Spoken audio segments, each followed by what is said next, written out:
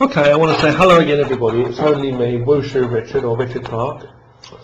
In this video, okay, this is an audio basically, and what I'm going to do is I'm going to give you a little back review on my life, okay, growing up, and I'm going to talk about my past until now, okay. And I want to say to everybody, thank you so much if you've got time to listen to this. Thank you so much, man. Lay out the red carpet, dude. No, I'm just eating my dinner here also, so please bear with me, okay? I'm actually eating. Ah. And it's hot food as well. Ah, dang it. Now, damn, excuse me. So let's get on to this, okay, for the record then. Basically, my name's Richard, okay, wushurichard. My real name's Richard Clark. You know, that's how it is, man. Depends what you want to call me, I suppose, in this day and age. But I was born in London, I was born in England, okay, the UK, 1982. South East London, and King's College Hospital, I do believe. And when you think about it, it's kind of ironic. I mean, it's amazing. I was born in King's motherfucking, excuse my language, okay, but King's College Hospital. And now I'm teaching in colleges, damn it. I'm a teacher in colleges, but yeah. You know,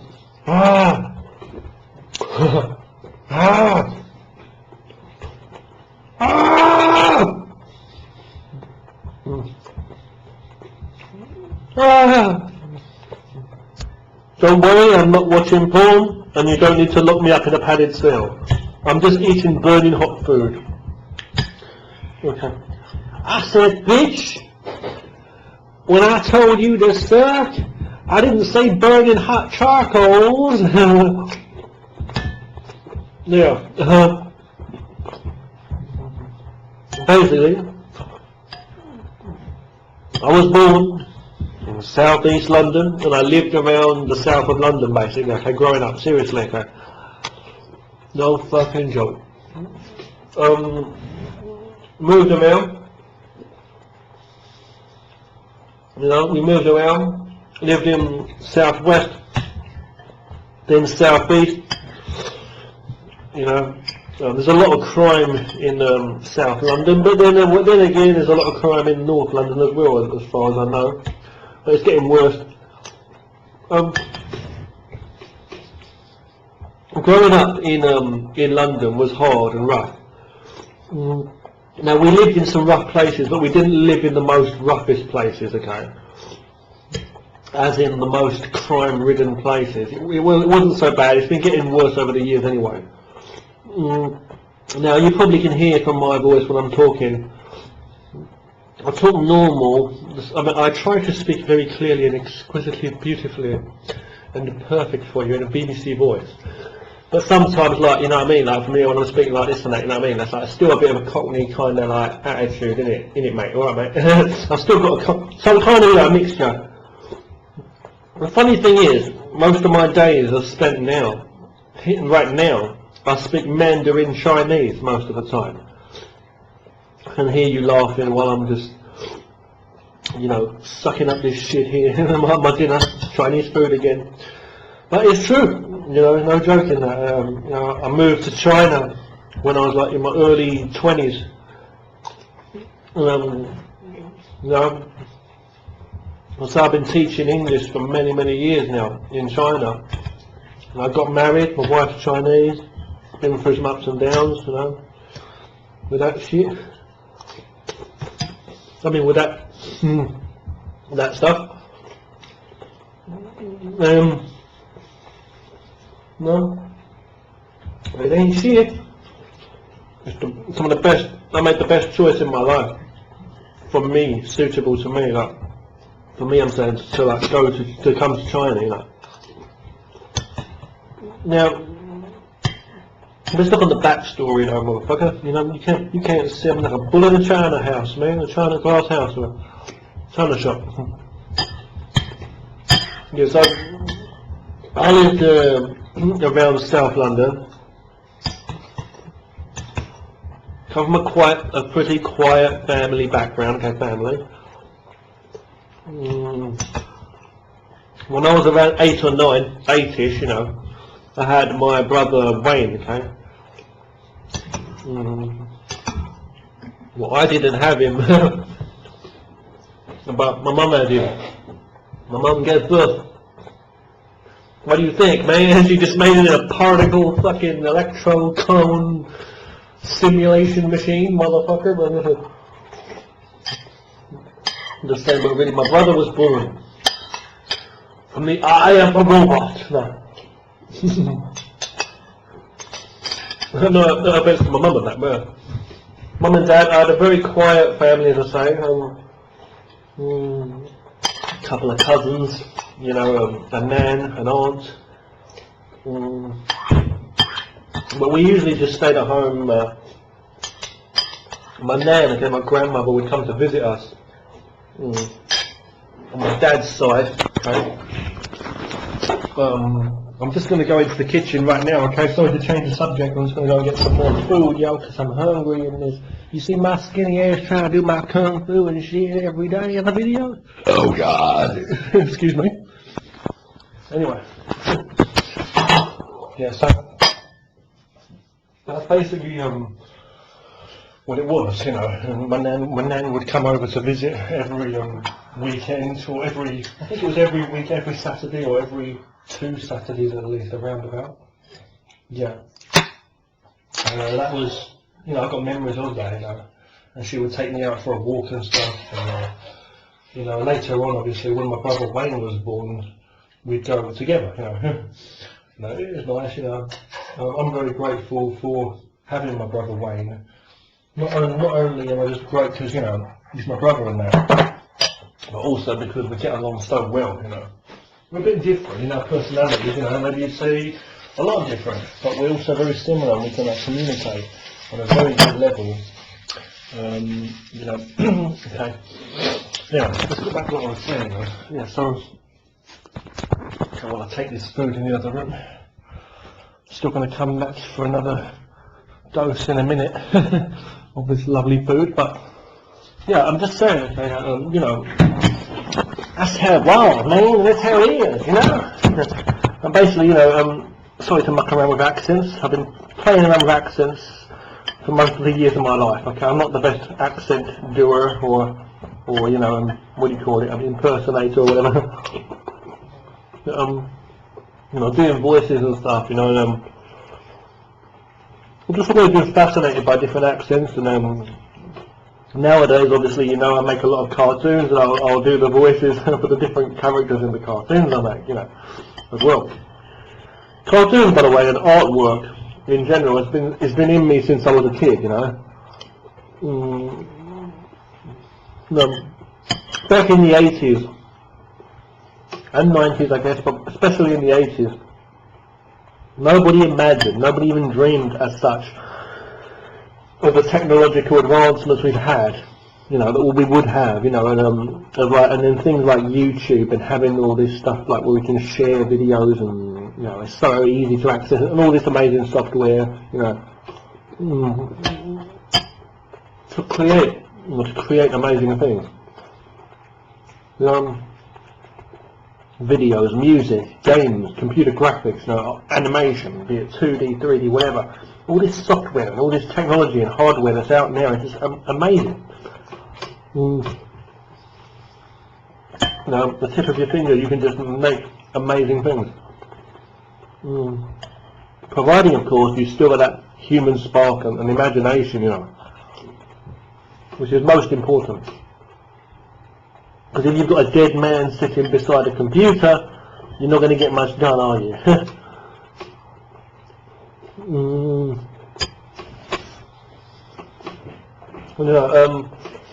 So, please bear with me, okay? I'm so sorry, I'm eating here. I'm trying to eat quietly and a bit politely, you know, not being a slob.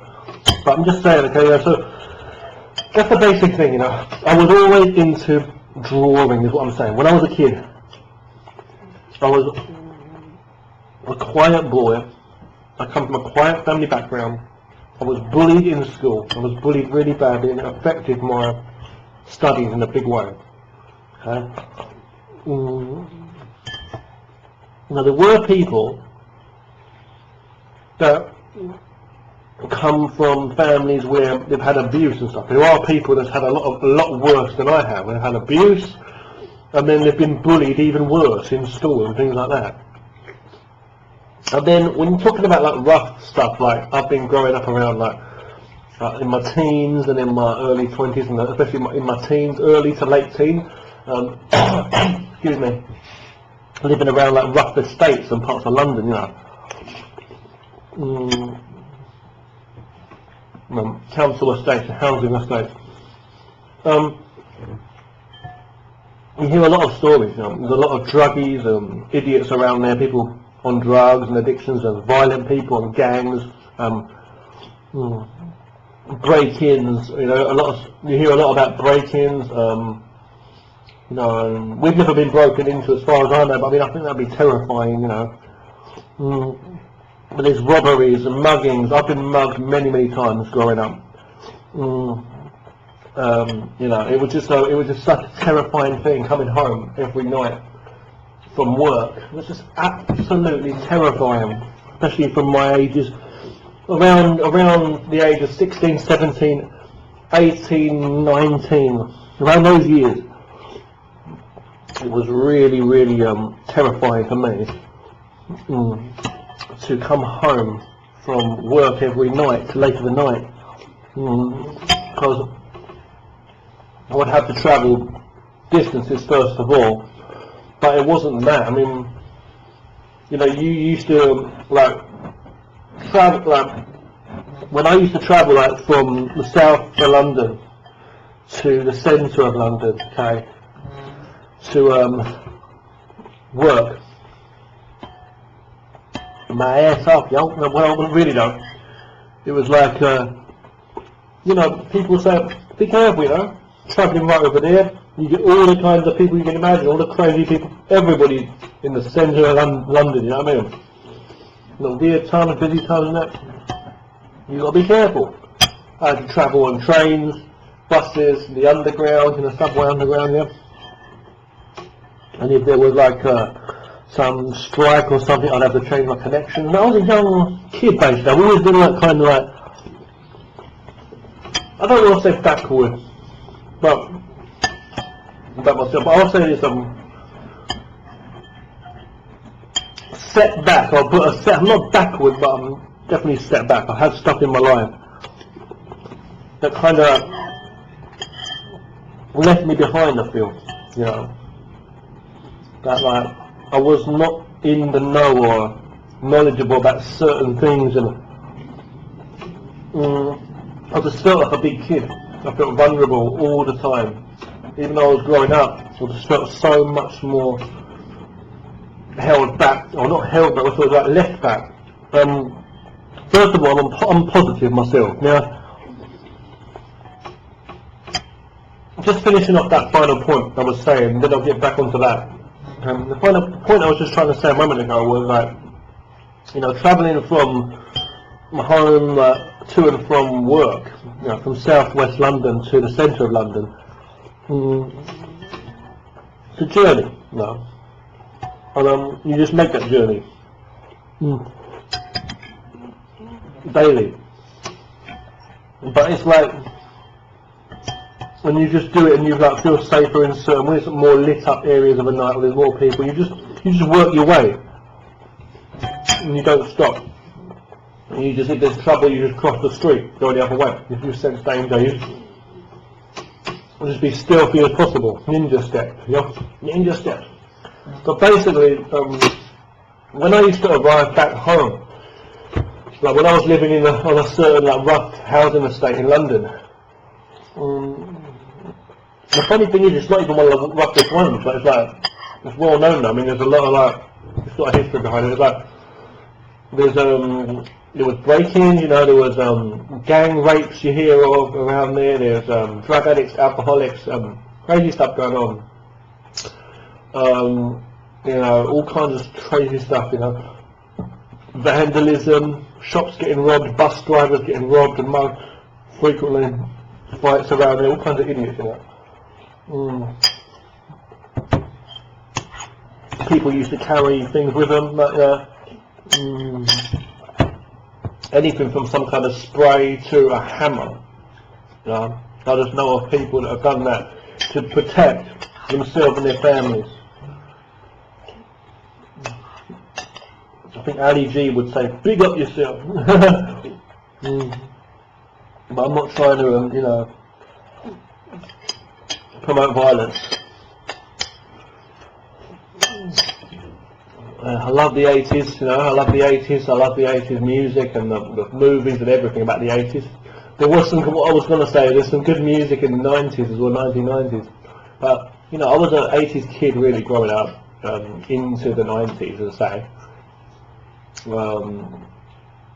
Yeah, what will I say, like, you know, 80s to 90s, but no matter what I was saying, I'm going to go into the kitchen as well and get some more food now. Yo, let's go. Alright, for the record, what I'm actually eating is some food, some hundun, they call Chinese food.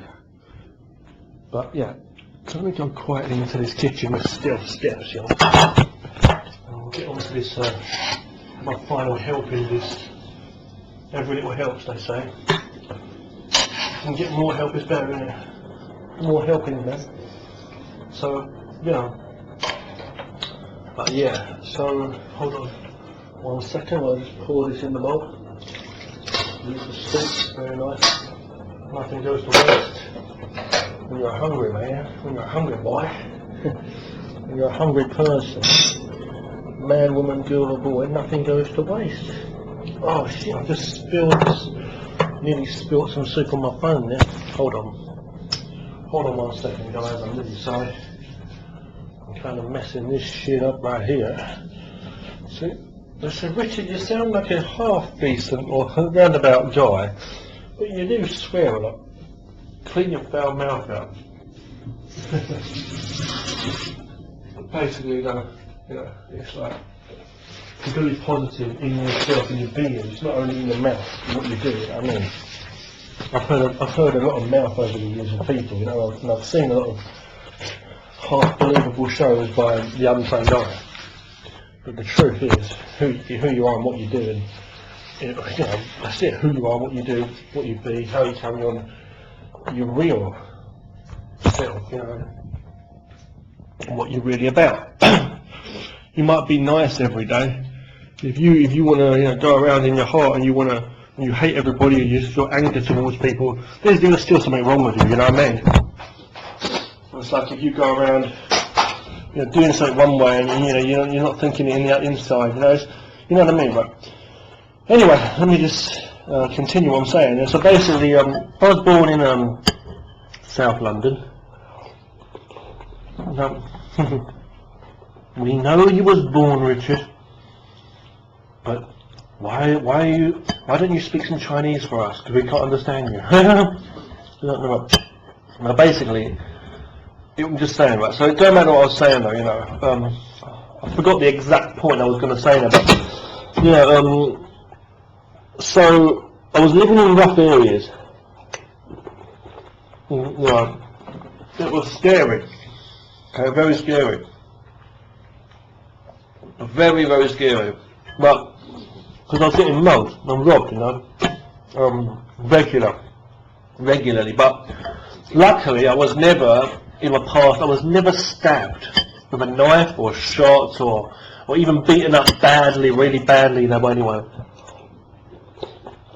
I was, some way, I was just able to avoid the worst, either by running or acting and using mind games and talking to people. Now, I believe human beings are human beings, right? Certain things don't change about human beings and the way we communicate and interact. And there's certain things we can all relate to as well. Now, It should always be, I put in my mind, it will be, but what I'm trying to say though is that I've noticed that in the modern day, like, as the recent years especially, like, the recent, when I say recent, I mean like 10, 20 years, the recent years, okay, there's been a big change in the youths, people's mindset in general. First of all, people have been dumbed down by technology. Now, technology is amazing. I use it for communication, right? I use it for my creative animations and stuff. But what I'm saying is, like, you know, a lot of people, okay, are dumbed down. They're not really as connected on a human level in general. What I mean by dumbed down, I mean by families in general, the young people, times are getting harder still. There's still like more and more people have underpaid jobs, or homeless, or living in such bad conditions, not enough jobs to go around. Young people joining gangs, finding affiliation wherever they can, feeling they're outcast. People starting taking drugs and taking the wrong path in life. You know, we used to like sit around the TV and stuff like that. You know, families used to sit together, have dinner, you know, or sit and watch a TV show. Nowadays, like on The Simpsons, right? Amazingly, but you know, I'm just saying, right? Nowadays, though, people don't do that so much. A lot of people, families do their own thing. Everybody's on their own little phone or little gadget or iPad, iPhone, whatever, or computer. Fair enough. But everybody's doing their own thing. Tech is ruling them. Nothing really to do. They're zombified down to such a level where they can't even have decent communication. I mean, you've only got to look at these social network applications and stuff. Not a lot of communications going on even on that. Even the stuff they're really focused in or almost fucking jacked into. Excuse my language. Just me, as I say. Honestly, I'm just who I am. I'm just saying, like, most of these people are like literally just pressing thumbs up, thumbs down, short abbreviations, you know, in language, computer, internet language, whatever's the hip thing, you know, you know. Excuse me. And it's not even to say that people are evil or people are lazy or people are very unsocial or very be in a certain way. They're not. It's like they're just literally products. The same way as Apple might make a new phone or whatever the hell, you know. The people are the product. You know what I'm saying? It's like these companies that manufacture all this, whatever you're living in, this technological society, your surroundings, right? I mean, it was back in the day, it was like hippie, whatever this or that, in, I don't know, 70s, 60s, before I was born. There was a different world, you know, the way people dressed, the way people acted, the world in general. Things were, the world, you know, dictated the style of what's in, how people interact with each other. You know what I'm trying to say though, right? What young people do with each other in the free time, how kids play and interact, how older people are treated, how adults do, you know what I'm saying? What the family life's like at home. You know what I'm saying, right? Everything in society is like that. So it's like, you know, technology, you know, they used to say that people hung out at like malls and stuff or shopping centres. Nowadays it's like you just go online, you know, for everything. And it's convenient, fair enough, and technology is amazing. But I was saying that human element's being taken out. So what I'm trying to say is people are getting dumbed down, okay? The youth in general. So when you see like, back in the day, like, you know, when you used to say like, okay, if someone's going to try and rob you or there's a gang of like thugs or some guy who's going to try and this or that, you can outsmart people or you can this and that. I'm not trying to say that I'm totally right here, that things have changed so totally, like what before was one way, now it's this way. It's not black and white like that exactly. And I'm not saying it was like that, this and that then. But what I'm trying to say is I find more that people were more in tune. It's kind of like Jock Fresco was saying. I'm a massive fan of Jock Fresco, who's always spoken in the Venus Project, the guy, and he's always spoken about like people are products of their environment, and if you was born in the Amazon, you'd be a headhunter, and you'd think this is beautiful. If you're born in that society, you'll think that's beautiful. And it's like it's the same thing. So, people are now products of the society they're living in. They're not doing it on purpose, but I'm saying I believe a lot of people are dumbed down to the point where they're unaware of just the way they're thinking. They're just literally simplified. Their language has been simplified down. It's not like Harry Potter or someone comes up to you with a magic spell and just does magic on your mouth, and you know what I'm saying? You got statements like that in the Matrix as well, where the guy when Neo's mouth like, shut up, you know what I mean? I would say it's not like someone puts a spell on you or something, you know what I'm trying to say. They're making you become the machine before you even become a cyborg, you know what I'm trying to say? It's how fast it's going. No. So basically, basically it's like you're not doing magic on your brain to control your mind, or hypnotize you, or magic your mouth, or cover your eyes, or put a special stars in front of your eyes, or some kaleidoscope. It's not that. But they go from your desires, from our foolish. It started with nature. It started with natural stuff, and then progression with the technology. It started with how people see what they want, their natural emotions, whatever it may be, laziness, or the desire for sex, or whatever it is, If your speakers were playing very loud when I said the desire for sex, I'm sorry about that. I'm just saying, whatever it is. If you're in a country where there's hungry people, they'll play on that. You know what I'm trying to say? It's the same as anything. The lonely person, then they'll play on that. This guy needs company, he needs someone to listen to, so they'll do that, and then that's how they bring you into their world, their gang life, or whatever it might be. They're luring you in, is what I'm trying to say. They don't need to.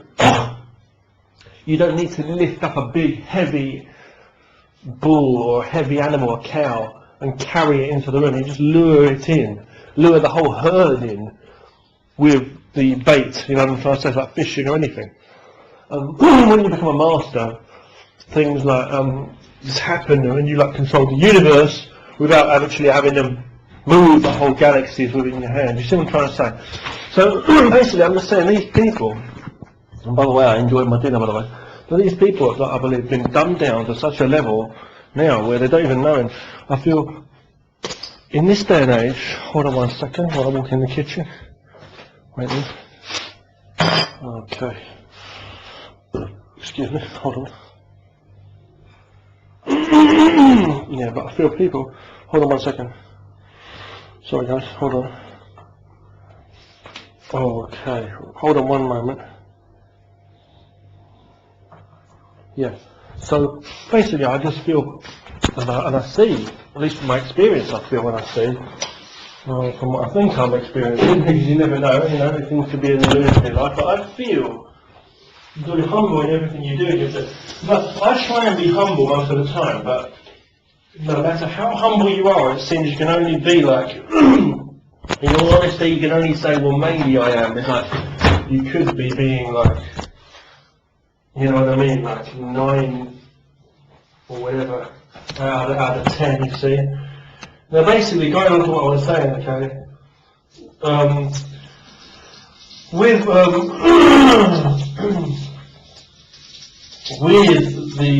this situation where people's minds are being dumbed down, I feel. What I mean by that is they're unaware of certain things, so they become more primitive. Basically, the technology is improving, but they're bringing people on a reverse, on a primitive scale.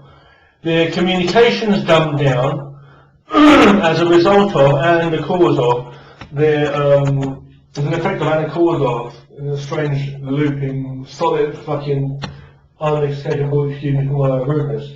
But it's like a phenomenon, where of their thinking, as I was going to say, their thinking. What I'm trying to say by that, okay, is basically you're not able to outsmart them so easily. Because although you are, because you're more dumb, it's like dealing with a certain thing as martial arts again, you see, it's like it's like holding the guy's arms so tightly, the guy's arms, and the guy's kicking you in the nuts again and again, and you're like wondering, how is he able to attack me? You know, it's because you're dealing with the wrong problem. So what it basically is like, whereas just before in the past, see, things that might not work now or something will. But it's like, whereas like in the past, I would have been able to outsmart certain thugs and, you know, robbers and things like that. Nowadays you may find that a lot of young people, a lot of these thugs and robbers, are so vicious, and it depends on, you know, who, it depends on the actual situation too, no matter what time and stuff. But I find a lot of people are so dumbed down that they just don't give a damn. All that outsmarting and the way you speak to them and trying to play on their emotions or trying to work a way to try and come to terms with them, it doesn't work. When someone, it doesn't matter what year you're talking, even in history, you know, if someone's out to get you, they will, you know. And it's like basically, you know, they're starving, or it's like you've got no time to mess around, and then they might attack you or kill you, you know. But what I'm trying to say though is like, I feel that nowadays especially, a lot of people are like, they just haven't got it, you know, they haven't got the, they don't understand that. So whatever you say, it's like it's like trying to argue with a baboon or some kind of animal. It's going to attack you. You know what I mean? Or some rhino. You're standing there talking shit, making noise. It's just going to look at you for a few seconds and then it's going to just ram you out of the way. Attack you. So I'm trying to say basically, excuse me, I've got a bit of a bad throat. I've just been eating, as I say. I should shut the fuck up, innit? Go back to what I was saying, though. You know. Basically, you know, that's basically what it is. So I was growing up, as I say, as a kid, and I was getting involved in mugs and stuff growing up. I was bullied in school. My mum, when I was a young boy, my mum took me to learn karate, okay? I was around the age of 12, can't remember exactly, but I started learning karate, right? Then, basically I learned for a few years. Now I was never into football or anything like that, okay? Never did any sports or anything, and I was always quiet, and I was always bullied, and I was this and that. I was always running away from the tough guys. Didn't have hardly any friends in school. This carried on in secondary school too, and then later in other things. I went to college for a while, different jobs. I was getting punked around in my jobs as well later on in my life. But anyway, I did 3 years of karate, around about 3 years. And then later I didn't do any martial arts for a good few years, and then I went back into martial arts, and I went and I did kickboxing, and I did 3 years or so of that, and then I think it was in my second year or so of doing kickboxing I started doing 5 animal kung fu, because I really wanted to learn kung fu. I was getting into martial arts even more. In fact, I was looking for a kung fu school before I even went into kickboxing. And, you know, my mum wanted me to go into, my mum got me into the martial arts first and foremost because it was just something there, and she just thought it would toughen me up, or it would make me, you know, and I could make some friends, you know, as well, and that.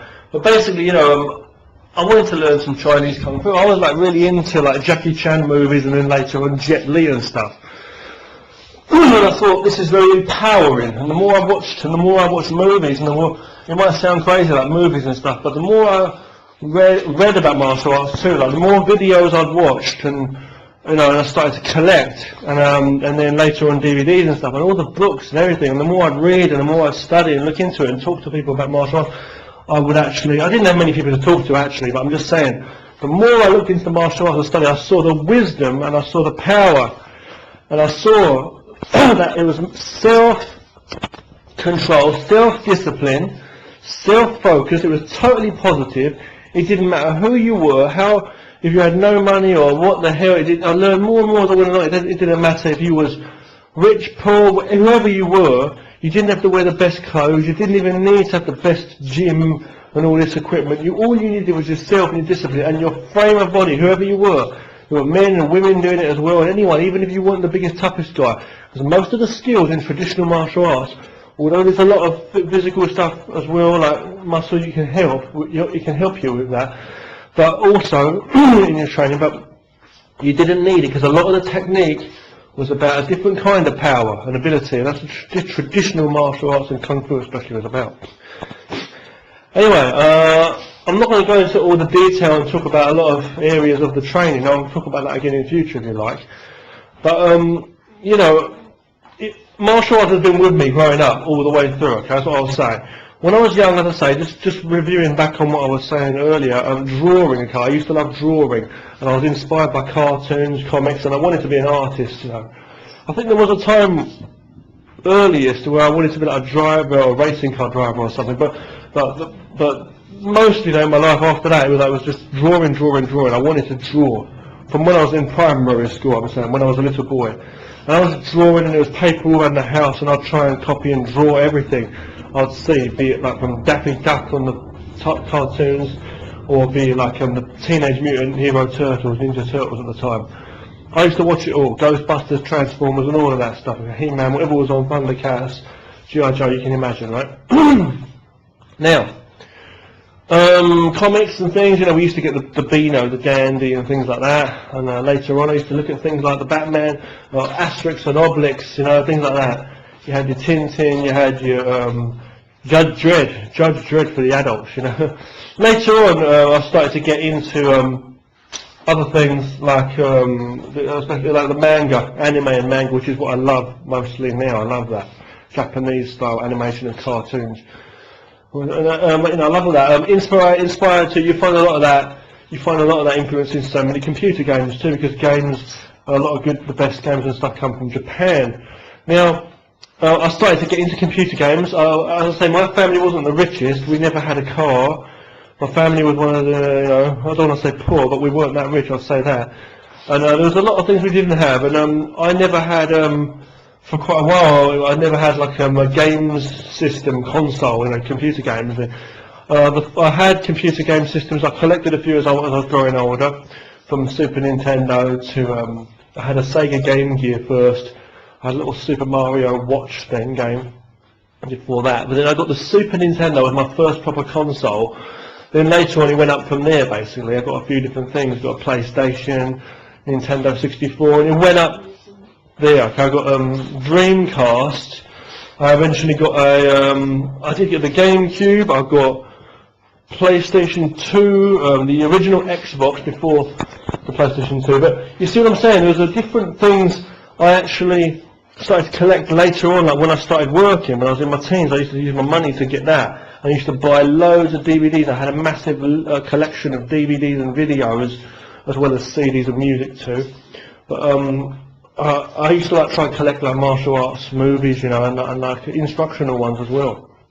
Anyway, my whole life was about martial arts. I was really inspired by that. I love computer games. I used to like the fighting games and stuff, and Street Fighter and things like that. But mostly though, as I say, I was just, my life, I didn't have many friends. I had one or two friends at a time who were like, you could call a friend in the different schools, who I would see either by going to their house to play computer games, or they'd come to my house. But most of the time I was just quiet and just doing my own thing. And I always saw that a bit of, I don't know, difference in people and that negativity in certain people. But it's alright, people's personalities are different, and that's the way they are. And they grow through their lives as they do. But I've always been honest to people, and I've always been honest with myself, just like my grandmother has, I do believe, and I've always, my nan, you know, and I've always tried to be positive, even though I'm not the most brave or strong person. I've always tried to be positive, and positive towards people. And my power and my ability has lied mostly in my control of myself, in my training in the martial arts, and just my development in it, and the skills in it, and the ability, and staying on the right path, like being clear of mind, not being swayed by the stuff that sways the weaker people of society. That's what I was saying, who go around acting tough.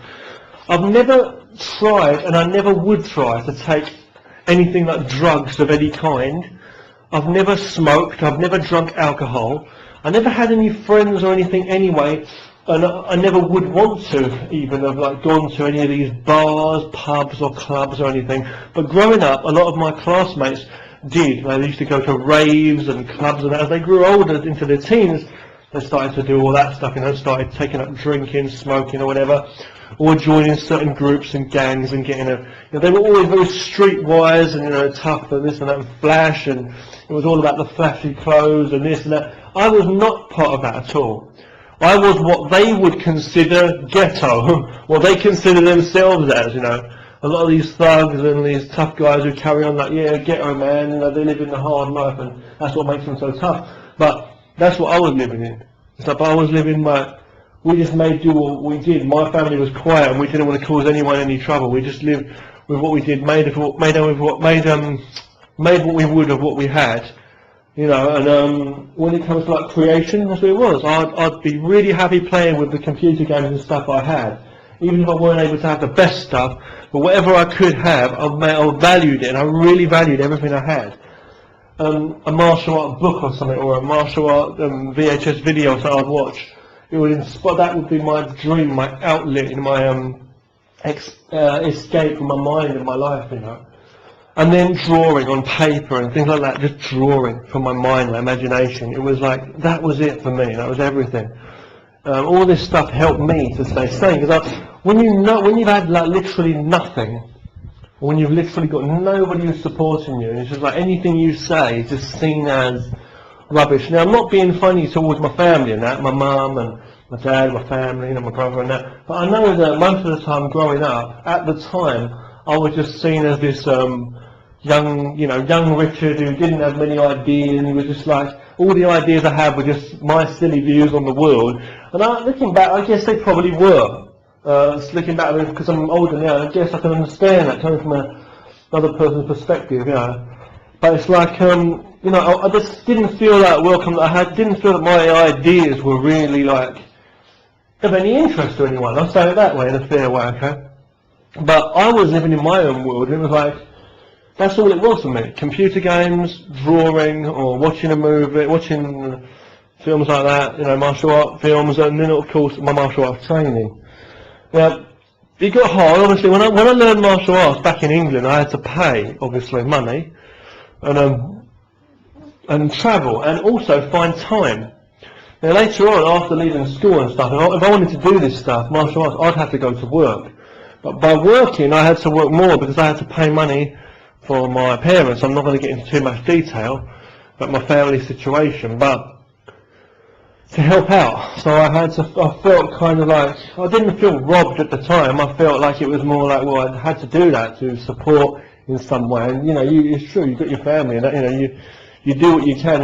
And I've always been of that mind where, well, fine, you know, I am of age and I'm going to work, and, you know, I never imagined that I would ever, like, have a girlfriend, let alone a wife, or get married. I never pictured like leaving home. It was just such a hard life in general, and living in London, as I say, so I've done the right thing to get out of the damn place, but to move to China. But what I'm saying is, though, back at the time, it was hard, you know, I was moving from job to job, the work was very low paid, I didn't have the best education, as I say, because I was getting robbed, bullied and mugged most of my time growing up, and, you know, it affected me so badly in so many ways, you know.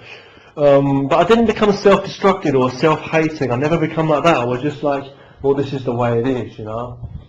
My mum and my dad weren't happy together, so they split up, you know. And my mum got together with somebody else who she was with before. But, you know, different things happen. And I'm not like one of these kids who like, you know, I'm not one of these people who...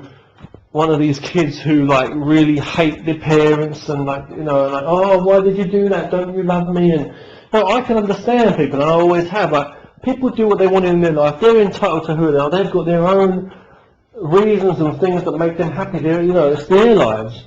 I won't ever blame anyone. People don't live for me and owe me. Now, you might say some parents in life will do anything for their kids and that's the best parent. Now, I know that's true. What I'm trying to say is we're all human. We all need to understand we've got to go through our lives. We might make mistakes, but that's not in the mouths of others. The mistakes we make, we learn from. It's only right or wrong at whatever time, however you see it. So to me, how I live my life might seem wrong to, let's say, the generations before me or the generations after me, like my kids or my parents or whatever. I might be seen, you know, by whoever I'm saying, or someone else, like I've lived a silly way, but to me it's been right. The right's the right and the wrong is the wrong, and it'll be that way to the day I die, like any other human being. And when I am God, and when I leave the earth, when I'm dead in the future, when I'm old and godliness, that it'll be like, there's still things that I didn't change, I could have changed, yeah, but and so you can't be too complicated and pushing with yourself, let alone with others. What are you doing? It's really like that. Live and let live, don't hate. But anyway, basically, going back to what I was saying, I live a simple life, I live positive. Now me, I stay away from terrible substances like drugs, things like that, smoking, alcohol. I keep away from that stuff. I don't eat the most healthy diet, but I do eat a bit of everything, but I try to be, kind of alright. I'm kind of slim, healthy, as such. I avoid dangerous places, so crime, negative people.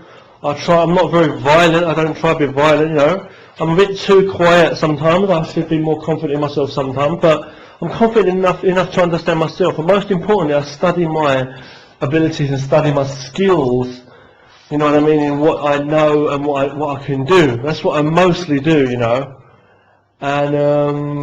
that's what it basically is with me. So that is my ability. Your power lies in your ability. And your ability is more important than any and the action you do of it. That and the relaxedness and what you do, that's what it's really about. Martial arts taught me that. Martial arts is the absolute goal in my whole life. I'm inspired. My whole life basically was, as I learned more and more about martial arts, and I looked into things like, you got Buddhism and Zen and things like that. Now, I'm not religious, and I don't follow any religion as such. But what I'm trying to say is, looking into things like that, and the Eastern philosophy and wisdom and things like that, and I look into all kinds of stuff, science, philosophy, fair enough, psychology too, but it's like old philosophy or modern or whatever it might be, technology, but I look into everything, different cultures, different languages and things like that. It's like, the thing is though, whatever you learn, you're still yourself, and you're learning it, and you're learning control of yourself.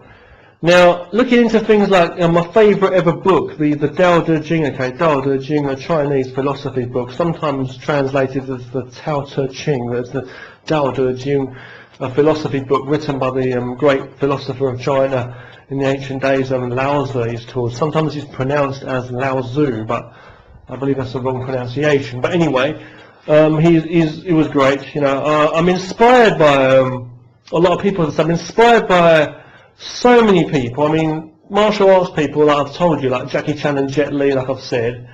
But things like other people too who are so positive, like people who are like Lao Tzu, as I say, but also, people like Alan Watts and Wayne Dyer and Jock Fresco and people like Robin Williams, who was such a wonderful spirit of a person, so positive, So many people, even my nan, I'm inspired by people that have got such a clear outlook, an honest outlook on life, and can just simply smile with a strength about them, like a light, like a shining light, And people that have patience with people, I'm saying, I respect people like that, that don't have to try to be patient, as I was saying before, try to be humble. They just literally, they understand and they can relate because they're looking at themselves. People that are not always talking over you, but people that are actually listening to find truth, something that they can relate to. People that are trying to find the ground underneath their feet.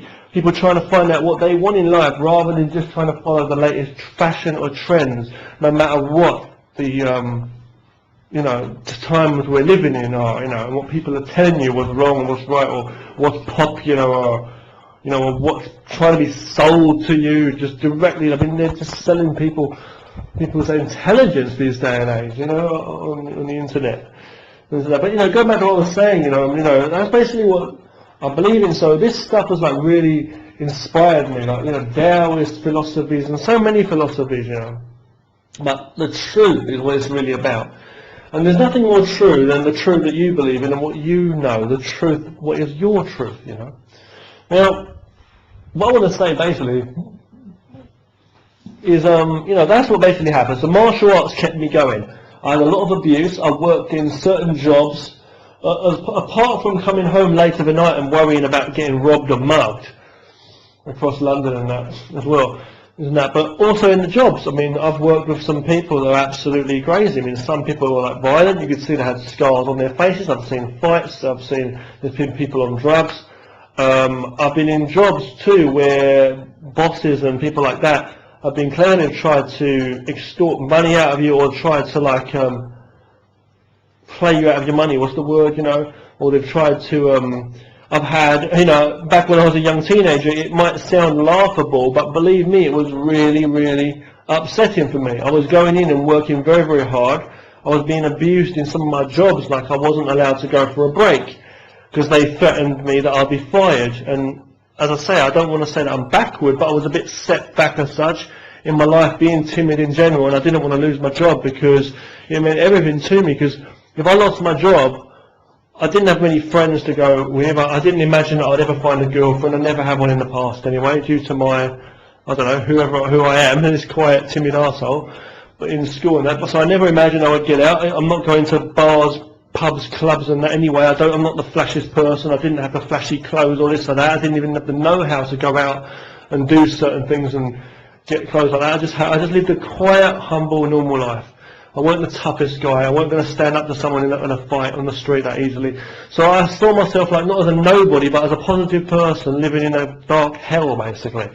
And it was like, basically, I didn't imagine I would ever make a family or get out or be able to even support myself or live, you know, in that damn place.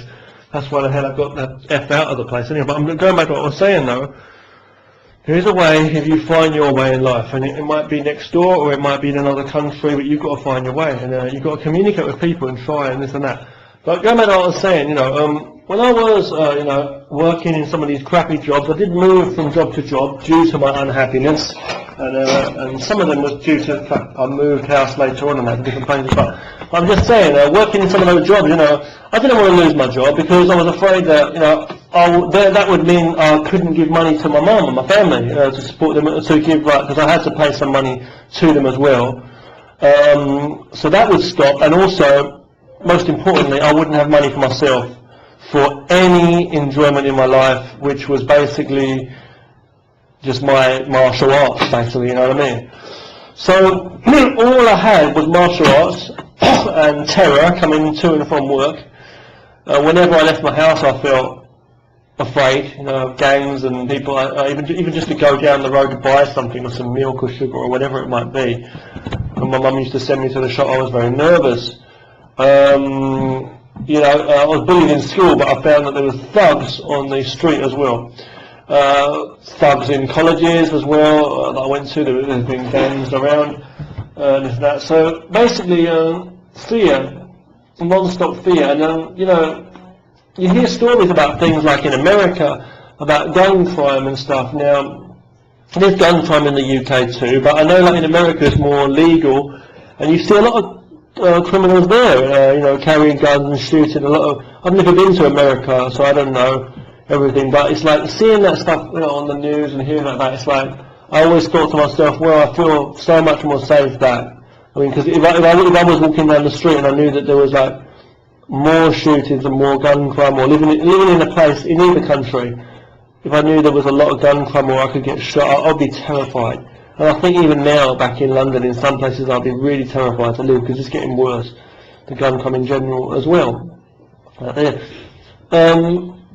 yeah, you know, basically though, okay, basically, you know, that's basically what happened. So I was working in certain jobs and I would take any shit that the bosses would give to me, and the people that I was working with, even the supervisors and stuff, the people that were left in charge, I'll say it that way, because they were in charge, and I would let anybody walk over me, so the bullying continued. The people, so that they could keep their position as a supervisor or the next one in charge, or so that they could, you know, so that they would take advantage of me, and I would be the only one. I'd help people out. I'd have to stay behind. I would work overtime. I wouldn't get paid for it. People would know. I would stay there. I would keep working until they'd tell me I can go. I wouldn't get paid for extra overtime or certain lunch breaks. So I'd get in a lot of trouble. I was being really abused, and I had things chucked at me too, like products. It might sound really funny, but when I was working in a supermarket, for example, one of the supermarkets I was working in, I had loads of bread chucked at me and rolls and stuff. I was really being abused and being told that I'm an effing idiot, and it was just really, really embarrassing. It was really bad on my self-esteem.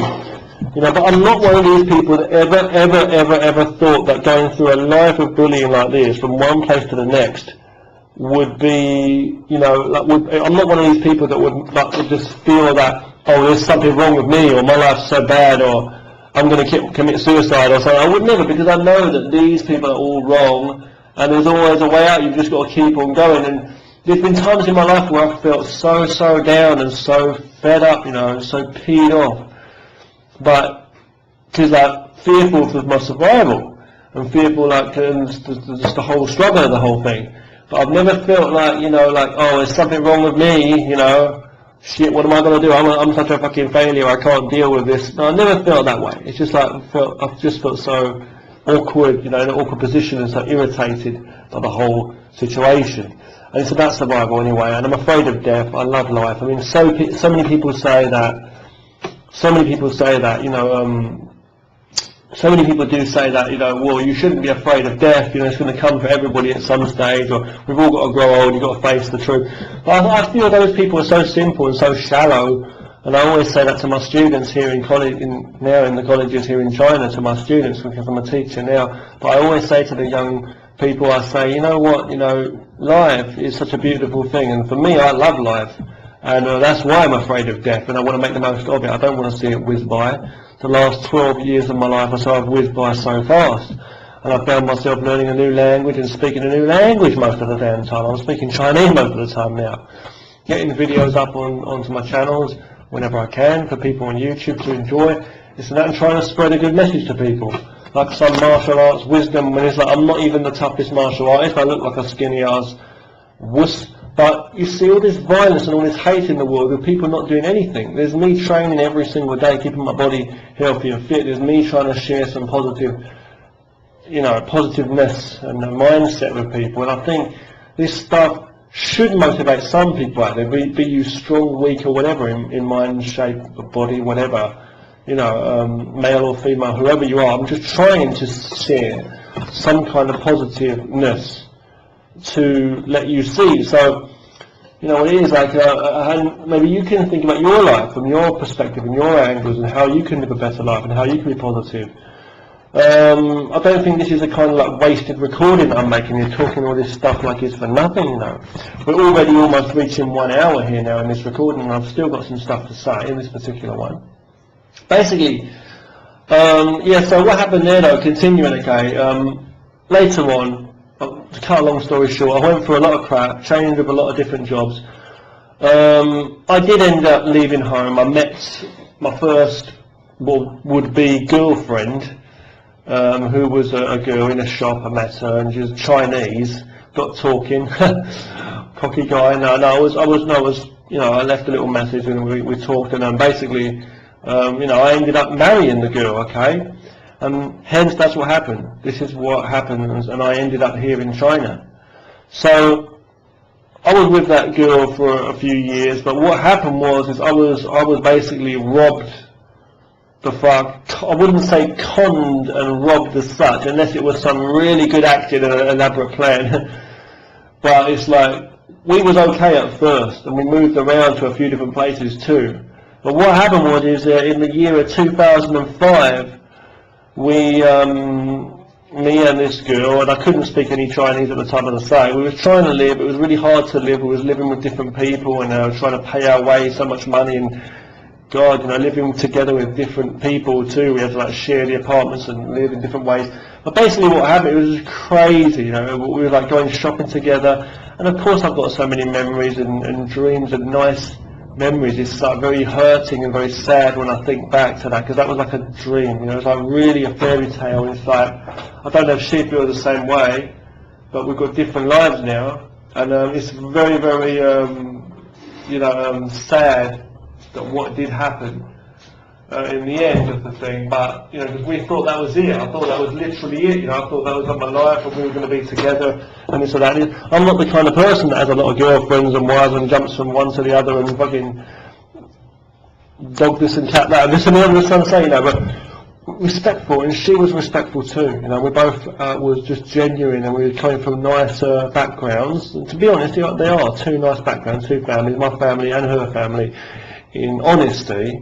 You know, really, whatever, you know, but you know, basically, it's very, very sad.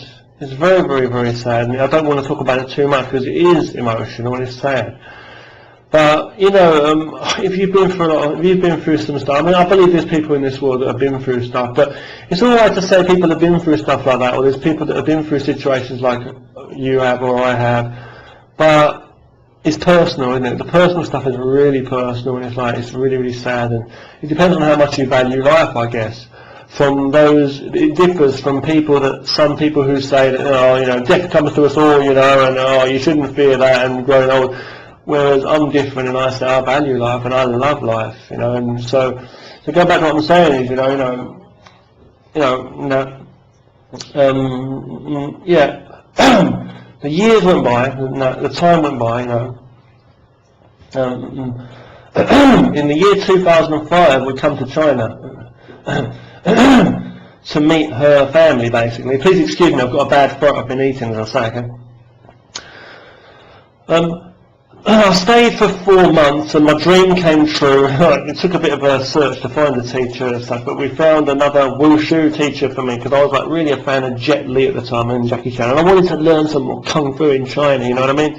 So it was like a dream. It was a dream. It was an absolute amazing experience coming to China. Visited the Great Wall as well, but it wasn't like anything like that. It was just the actual fact to be out of London, where I felt so unsafe, to this place in China, which is so much more safe, and it suited me so much more, say that. And I came to China though, and I met the family, I met a few people, and that's and that. But then what happened was I actually ended up having a teacher, a kung fu teacher, a wushu teacher, and I ended up learning some wushu forms. I was on TV as well. I went to different demonstrations, different wushu gatherings, I guess you'd call them, on martial arts, kung fu, and they'd have different shows, and they get together. It's really cultural, very, very traditional, amazing. And I was like taking part in these different things, and I learned some long fist wushu, okay, long fist style, chung chuan forms and basics. I learned the bow staff, the gun shu, basically the long stick, and also the the broad sword, okay, dou shu, okay. Mainly I learned those, and later on I did learn with another teacher as well. I learned some basic bagua. I can't remember which one it was, which style, okay, of that, but I can go back and look into that. I don't know, but it was bagua though. And all this time I've been like trying to pick up different things, I say, along the way, and watching videos online too, and I've been like learning all kinds of stuff, you know, about like ninjutsu, anything from ninjutsu, aikido, wing chun. You know, I learned about 2 weeks of taekwondo when I was back in England as well. And all the martial arts is coming to Tai Chi, looking into different types of Tai Chi too. I even bought a DVD and I like taught myself the whole form that. And I just followed it, the 24 or 26 moves of Yang Tai Chi Chuan, okay, the Yang family style Tai Chi. And that was good. I learned some basic other weapons training in my Southern 5-Animal Kung Fu school that I was going to back in England before too, in my late teens, to say. And I learned some broadsword and long staff, butterfly knives, not Wing Chun style, but butterfly knives.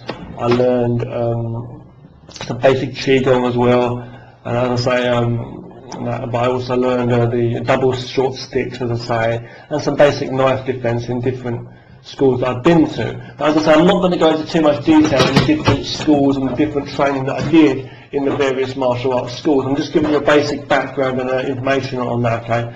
Confidence-wise, I got some more confidence as I went there. As I come to China, I'm not very confident, but I learned to find my voice. Like, first of all, they speak very loudly and more louder than they do in England. I'll say that voice-wise.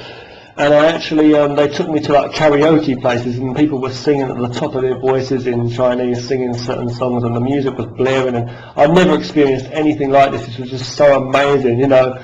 I'd never been to any bars, clubs or pubs or anything like that anyway. To this day I still haven't as such, but it's like the karaoke, you know, and the music was just banging, and I went to various shows and stuff where they put this stuff on stages and stuff, you know, music and people singing and dancing, and I'd seen so many things that were just so unbelievable. Some martial arts shows, not too many, but also other dance shows and acrobatic stuff with young kids and older people, and it was just so amazing in this totally different culture in China. It was northeast China, freezing cold snow, like this winter wonderland, such a strange environment. We went to Beijing first when I first arrived, and then we went to the northeast. It was just so absolutely out of this world, totally different to London, England. I felt I was in heaven and in fairyland. Here I am now, 12 years later, 34 years old, 2017, and it was the best ever decision of my life. Fuck that hellhole is what I was, you know, excuse my language, before where I was living in London, and it just didn't suit me at all. And, you know, it just suited me more, say, in China. There's a lot of stuff that happened, fair enough, negative stuff over the years as well, lots, and also, you know, as I say, and just feeling alone, and, you know, as such, as a foreigner here, for so many years I couldn't speak the language. I had to gradually learn. I didn't hang out with anybody else. I didn't know any other foreigners or hang out with anybody.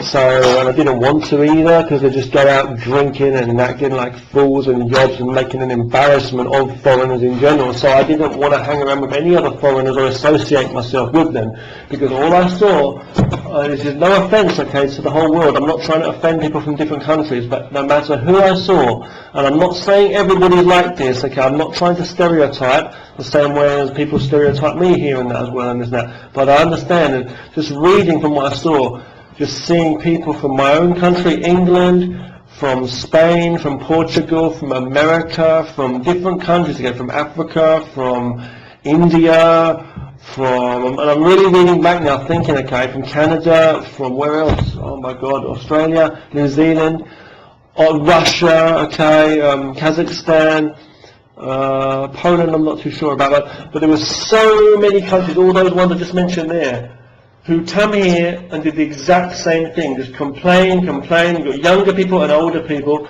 some younger, some older, some male, some female, but they're always complaining about the Chinese people, the Chinese culture, trying to get into fights, trying to get into arguments, being deported for certain crimes, going around being taken to mental places, and, you know, just going around trying to pervert, you know, taking young students up here or there and fucking people, excuse my language, sexual stuff going on, and just perversion and abuse of the whole society. I mean, just going around drinking and making a fool of themselves, shouting and singing on buses and pushing people around, going in shops and then complaining or getting into fights. I mean, I've seen so much ridiculous nonsense since I've been here, and it's so embarrassing. And you know, as I say, walking around as a foreigner here in China, so much I've had over the years as well. It's like, but walking around and like the Chinese people look at you and they can see you as a foreigner. Sometimes they think it's funny and interesting because you don't see foreigners everywhere, you know,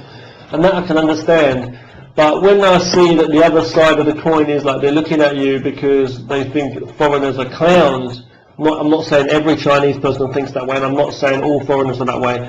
But seeing, just from my own experience, I don't care if you're in your own country or in another country, when you're going around acting like a damn fool like that, you know, my goodness, you know, it's like, no wonder people are going to look at you funny, you know what I mean? And they just see you as the same. So me here living in China, people looking at me like they just see me as like, oh, who's that guy? He's another foreigner, you know. And it's like, they look at you like, you know, I'm coming from the land of zigzag, you know, with my brains in space, and it's just such an embarrassment to show off, because I'm not coming here looking for a fight. I'm not coming here trying to teach people about my culture, or, you know, hey man, don't be racist towards me. I don't have any attitude. This is China, it's their own country, it's their own culture, and if I don't like it, I can get the fuck out of here. That's how I feel about it, okay? You don't walk into someone's home and dictate. but you don't go into someone's culture or someone's home, and carrying bottles of beer and trying to sexually abuse whoever you see around you and rob or fight and argue and complain. You don't like the damn place, get the hell out of it. There's people here working, trying to support their families and stuff, and the people come in here taking the jobs, these foreigners as well, come in here taking the jobs, and they're just like not even taking it seriously and causing so much trouble, coming in paralytic drunk and taking drugs or trying to give drugs to young college students and things like that. I don't like that. It's a damn embarrassment. And when people see like a young looking person like myself, let's say, I do look fairly young, I'm 34, but I'm just saying that it's just people automatically look at you like, and they think, it's not just a stereotype. This is really what we have to see here. These ignorant people coming into our culture, and blah blah blah. And it's upsetting. So usually myself, I try to avoid. I have done over the years. I've been trying to avoid all foreigners, and that's the wrong attitude. Because you shouldn't do that. You get good and bad people. People in different frames of mind, I should say, and attitudes all over the world, even in any culture, in China, anywhere, and in England, anywhere. But it's like here right now I'm working in a certain college, and I've been talking to certain teachers and other foreigners who are working here or studying here, and they come from different various countries. There's a Russian guy, and I get along very well with him, despite the lack of language. I can't speak any Russian. He can speak some English, but not too well. Sometimes he doesn't know how to say something, so we end up using Chinese together to speak. It's crazy. When I first came here, I couldn't speak Chinese, as I say. But there's other people too here who are like acting the damn fool. And there's like some guy from the Czech Republic. There's a guy, and I know that not everybody in the Czech Republic is going to be like this guy. But it's still like, that's absolute embarrassment, right? If you was to come from the Czech Republic, and then people would look at this guy, the way this particular guy is going around like an alcoholic, taking drugs, smoking weed, and trying to, fuck whoever in whatever hotel, and just talking perverted stuff all the damn time. Excuse my swearing, I'm just saying, calling out to people on the street, I am your teacher, ha ha ha, and dancing around. The people here think the guy is absolutely schizophrenic, mental nutcase, and maybe dangerous, straight out of a psychiatric hospital. So what I'm trying to say is, imagine if you come from one country. Let's say, let's say me, for example, I look like I'm European, I'm British, I'm English, and I look white, I'm white, so I look the same as this guy. I'm not even from the same country, but it's like, people look at us in China, they look at you like you're the same, oh, you're one of the foreign teachers, are you? They just come up to you, are you from America, and they don't know, but immediately we're all the same kettle of fish kind of thing, It's like, so they don't pay that much attention to you, but if one foreigner ends up doing something stupid, it makes a damn fool makes you look, it gives you a bad reputation. And although that's stereotypical on their side, it's the same thing. It's like, you know what I mean, right? It's like, but still, what do you do? But you don't want people to look at you like you're a fool.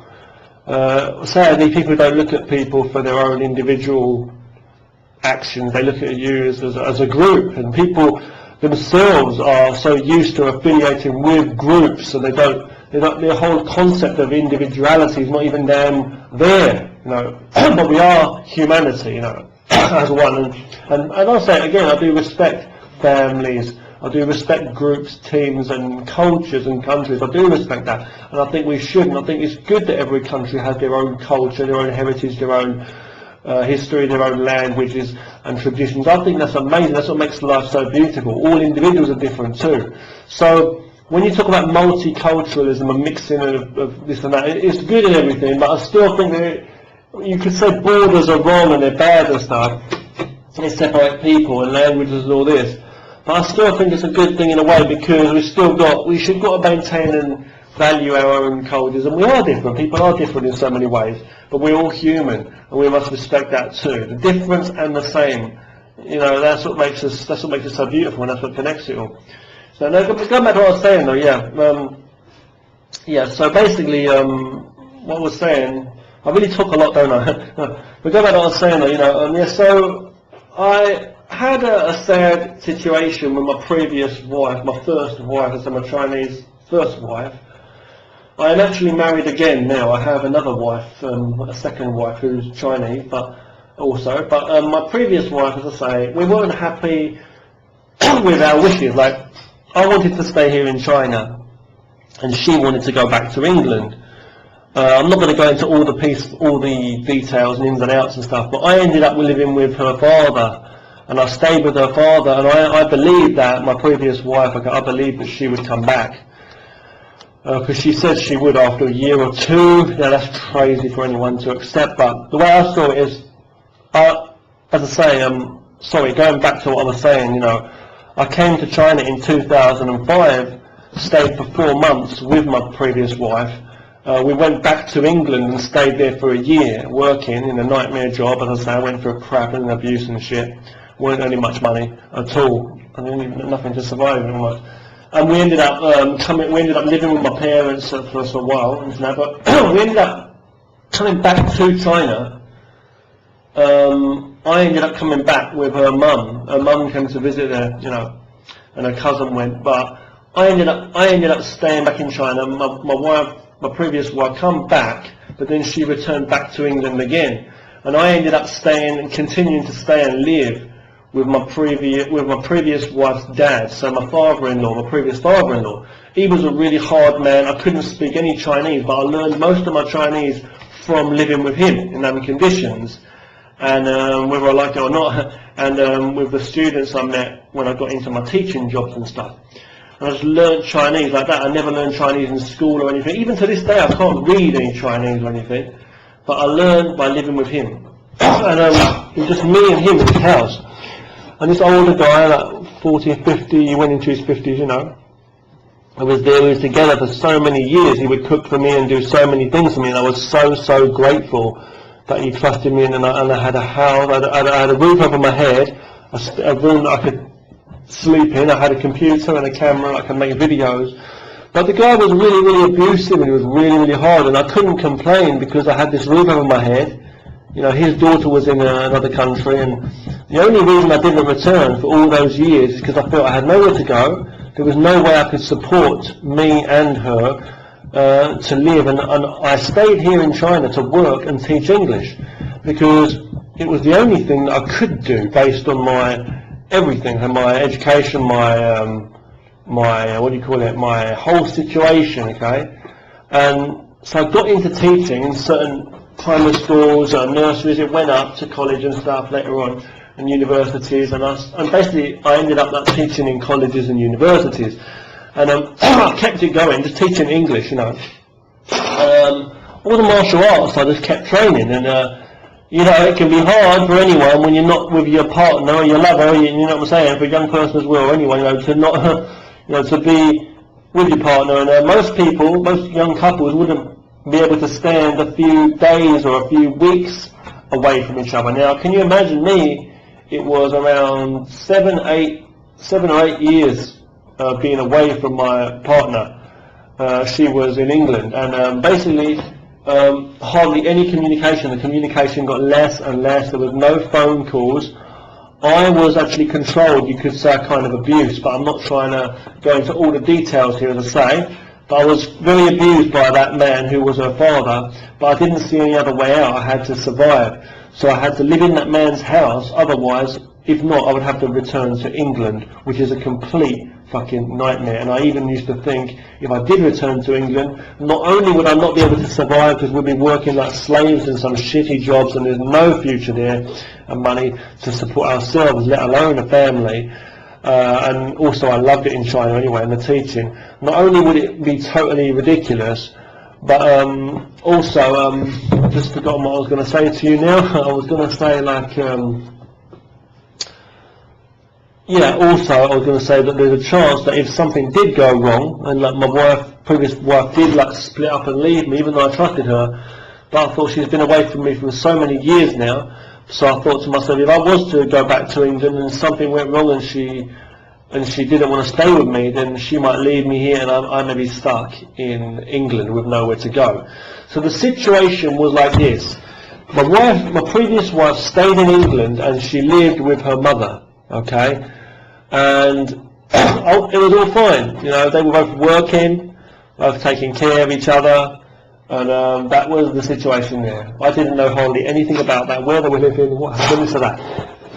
And I was living with her father, and her mother and father had also split up obviously over the years. So I was living with her father, who had his own personal life and ideas about life, but I was allowed to stay in that house. I had a roof over my head. I wouldn't say I was a complete prisoner, but I was controlled in so many ways. All of my money, all of my working money, okay, basically my survival, my full-time work, okay, for full-time work plus extra work in the weekends too. And remember, I'm not the kind of person who goes out and buys a lot of things, or I had no money on me, okay? When I say I had no money on me, I mean literally no money on me.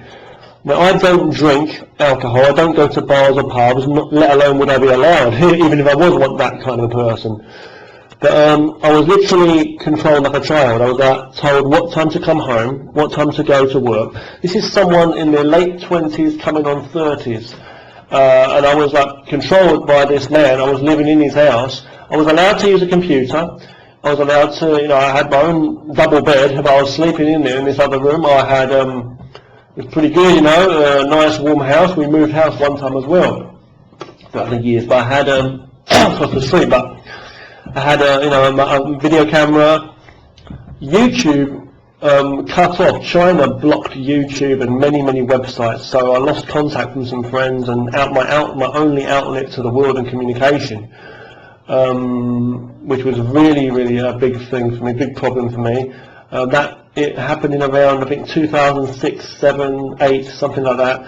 But I came back to China, as I say, in 2008, and I've been living here all this time until now. It's now the year 2017 in this video, and who knows what's going to happen in the future, but I want to stay and keep my life going normally, as I say, proper. Going back to what I was saying though,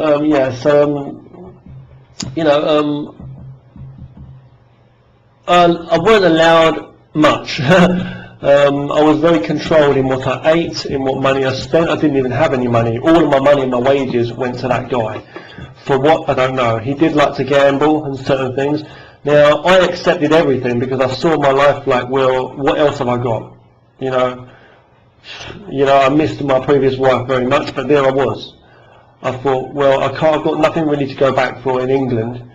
This is it. I've got a job that I like to support, and I thought to myself, you know what, I don't care. This old guy, he's done everything for me. He's giving me, he's very abusive. He was very abusive. He'd control me in what I'd eat, how I dressed, how I spoke, how I breathed. He was almost I had to scrub the floors sometimes.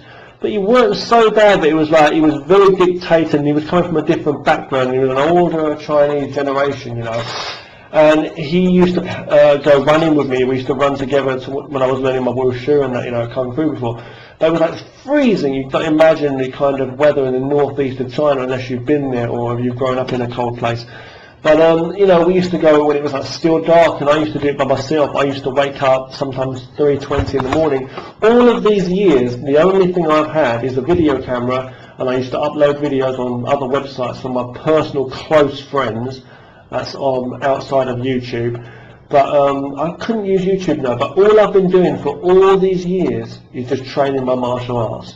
Basically, everything I've learned in China and everything I've learned back in England that I remember. And I just trained and stretched my body and worked out and trained forms and movements and made videos and uploaded videos online, And it's amazing. It really is amazing. I mean, I made my first YouTube channel, which was wushurichard, and on that first ever channel on YouTube, that was before YouTube banned it, and I don't know if that was in 2000, I don't know what it was, 8 or something, but it was I managed to get around 700 videos up on that first channel, which is absolutely incredible when you think about it, I don't even know how I did that. Lots of martial art videos. Over the years, I've uploaded thousands and thousands of videos. I used to train early in the morning out in the snow, because for discipline, for my mind and my body. I was living in this house with this very strict older guy, I had nothing. All my money wouldn't make me happy anyway, because there was nothing I wanted to spend or buy anyway as such. I had a computer and a camera, and that was it. Back then, I wasn't into that. I didn't even think about technology, hardware, software, or anything that I would want or to have. If I was to ask for something, for the guy, it'd be like asking for gold, It'd be like the money was in his pocket basically, and he was feeding me, and I had clothes. He would always buy like a winter coat for me or some like gloves at winter. He treated me like a child basically, in a young adult's body, and I accepted it to some degree, honestly, myself, because that's what it was like. I was not able to support myself that well back in England. Here was that old guy who understood, and even though I wasn't together with his daughter, he was still allowing me to live in his house. So I just put up with whatever he'd given me. Verbal abuse, getting irritable with me here or there, very strictness, the money was going to him, just small things, not being able to eat so many foods like I'm used to back growing up on in England, food that I grew up on. I had to totally adapt to Chinese food and way of life. And so much stuff, and he used to have his friends coming over and stuff, and they used to gamble. It was like I felt so out of place, but all those years, it was like my home as such, it was just crazy. There's this kid coming from London, me, and I was living, and when you've lived in that situation for over 10 years, you can imagine, it does something to you, Now there's people that have been living in China longer than me. There's people that have been living here for over 20 years or more that I've met, older, but I'm just saying, it's really interesting. Now what happened is one day, cut a long story short, it's been really hard becoming a teacher, teaching in colleges all these years, but I've learned a lot, I've got experience, and I've become more confident-ish to speak to massive groups of students and this and that. Met so many fantastic people along the way, some good, some bad, it's like, but it's like basically, one day, nearly a few years back, it must have been 5 or 6 years ago now. Wow, saying that's just incredible to say that around 5 years ago. Oh my God, I can't believe I really can't believe I'm saying that. But whatever, roundabout, we're just over. But basically, I actually got a phone call from someone and telling me, and later on, it was someone telling me some news basically that I never knew about my previous wife, who was in England for all those years, who I'd been waiting for to return to, China. All that time patiently. I never had any affairs. I didn't dare to have an affair or go to be with another girl or anything anyway, because even if I wanted to, I wouldn't be able to, because it wouldn't be convenient. I had to be home by a certain time. There was that old guy there anyway. There was no way I could go and spend the night around some girl's place or some hotel, even if I wanted to. I'm just saying, but I had to live with the guy, the prison warden, as I call him. It was hard though, But basically, I got this call though telling me that she's ran away with the baby, and so I thought, what was this? Basically, she was together with somebody else. I don't know the ins and outs and the details, but she had a child with somebody else, and she met somebody else. Now, do I understand it? Of course I do. I don't know what happened, this and that, but she obviously met somebody else, because it was years and years, and she was very outgoing, and she was very confident in herself anyway as a person. It was years and years from being away from each other. I was in China. I never wanted to return to England, but she never wanted to return to China. So she was there with her mother, and I was here with her father, and she obviously near the end met somebody, and they had a child together, unknowingly to me, but she never wanted to speak to me much, and she was funny on the phone, this and that. And basically, it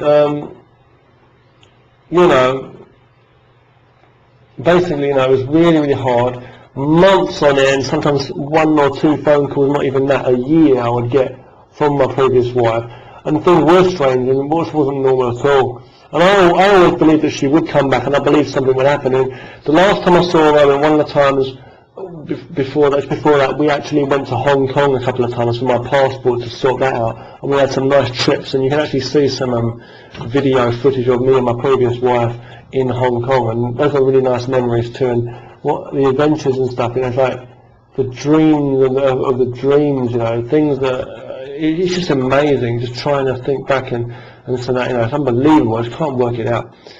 But it's life, just sad when you think, things that happen in your life, but the people you meet and the people that come and go and the things that happen, but there was no hate or no anger there. We just talked to each other, on the phone, and she just explained to me, and we got a divorce. We ended up getting a divorce, and she basically, just through papers and stuff, across in the 2 different countries. I was in China, she was in England, but she had this new life, and a child and different things going on, and I had to find somebody else. Now, miraculously, a couple of years into it, oh my God, I had a few incidents, believe me, I was desperate. Obviously, it was like, right, what the fuck, how am I going to find a girlfriend, what's going to happen next, and what's going to become of me and my life. And it's like, I didn't want to go back to England, fuck me, empty-handed, this and that. It was like an absolute determined free-for-all. Like, what the fuck's going to happen here? So, I was still living with this prison warden, and it was, sorry, excuse my language, the old guy, my previous wife's father, my old father-in-law. I used to call him the prison warden because he was so strict, But basically, he was allowing me to still live with him, and it was like he had a good side to him as well. But basically, he was like, I'm still in contact with him to this day, believe it or not. But anyway, he contacted someone, later on. There was a few people, a few run-ins. I'm not going to go into too many details here, but I had a few run-ins, even made a little trip too, trying to meet with another girl. There was a few girls that I actually met, but we got talking, but we didn't actually, nothing came of it, It was one of them things where, there was a few people I met, but I didn't end up one after the other at different times, but we didn't end up getting together, properly. Now, I've done a bit of travelling by myself too. I was very nervous, and I had some difficulty there, but I'm not going to go into too much detail. Mainly though, I felt safe, and I felt so lucky that I had this guy, my previous father-in-law, as I say, and had him to fall back on. He was my only salvation. He was my, his home, and I was always just waiting for my previous wife to come back. Now she had a new life and a child, a little boy, and so it was like, that was it, and I was like, oh my goodness, what can I do? So basically, I was thinking I'm so grateful to him, although no matter how hard he's been, my previous father-in-law, he was still allowing me to stay there. And this man, somehow or another, he might have spent all of my wages, my full-time wages even, for our survival or for whatever else he had to pay on or whatever. I don't really give a damn. I don't even care. I don't even care if it was for his daughter and grandson who were back in England. I don't care. I'm happy to support people. I just want to live a peaceful life. I'm happy that I've been able to train my martial arts. I'm happy for the health I've had. I'm happy for people that have supported me, close friends. I'm happy that this old man gave me a room, a comfortable room to live in, and a computer and a camera. It's not me being like, okay, I'll just have what they give me. I was really very happy. I'm happy that I've not turned out a mess like a greedy, selfish person like there is in the world. I've made what I will of it and what I do for me, Martial arts is in my heart, and my life is about creativity and productiveness. Now basically, what happened, I'm giving you a real brief talk, by the way, on my life basically here. I'm being careful because I've got power on my phone here, I'm trying to be careful, this and that. But basically, I'm saying, the guy was really, good to me in a way. But what happened was he's my previous wife's father, okay, so my previous father-in-law, he actually connected me up with another girl later on, okay, or his friend did, put it that way. And that would be the wife I'm married to now, this girl I'm married to now. So isn't that unbelievable?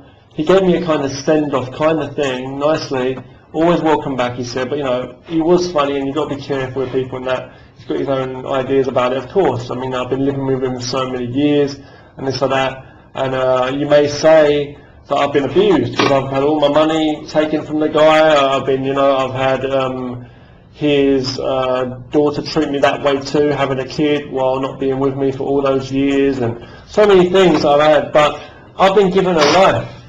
And it all comes from me having that confidence, because I never had the confidence to speak to a girl or anyone, you know. It's like, I'm just saying, you know, someone that I could, because I never had confidence when I was a young kid growing up, as a young teenager in England.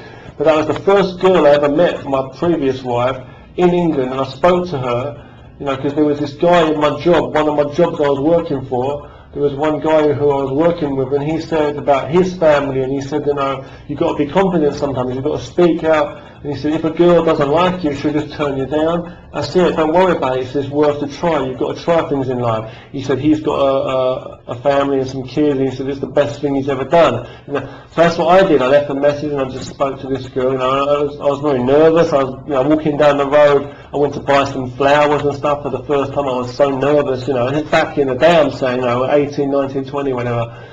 When I was young, you know, and I was walking with, holding flowers in front of my face on the bus, and it was like, oh my God, you know, embarrassed. But you know, wow, we went for walks and all kinds of stuff happened. But you know, basically, I met my new wife. I'd say now though, here I am, and I've been married for a few years now, and that's all history, you know. And I'm married to my new wife. We've got a new life. We don't have children yet. We might do. It's just this chapter in life, you know. It's the year 2017 now.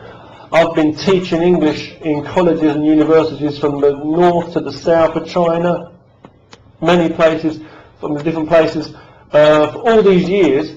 And in my free time I've been teaching my martial arts to people, young girls and boys of like 18, 19, 20 year olds, okay, teaching my Wing Chun for self-defense, my Wushu form of fitness, and a bit of Tai Chi and basic self-defense techniques.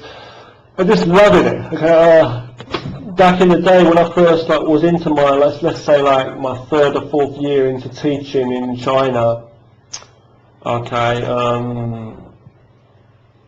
English, I was also starting to teach my Wushu form that I knew, and just basic martial arts to people.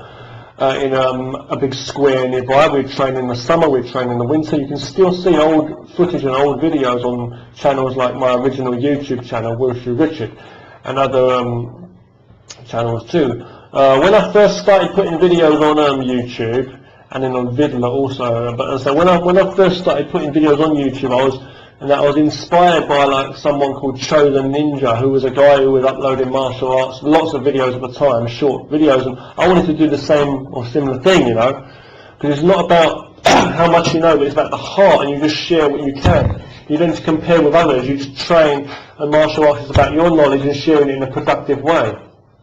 But anyway, so I've been inspired by so many films growing up, movies and stuff, like Karate Kid, you know, like Bloodsport and things like that.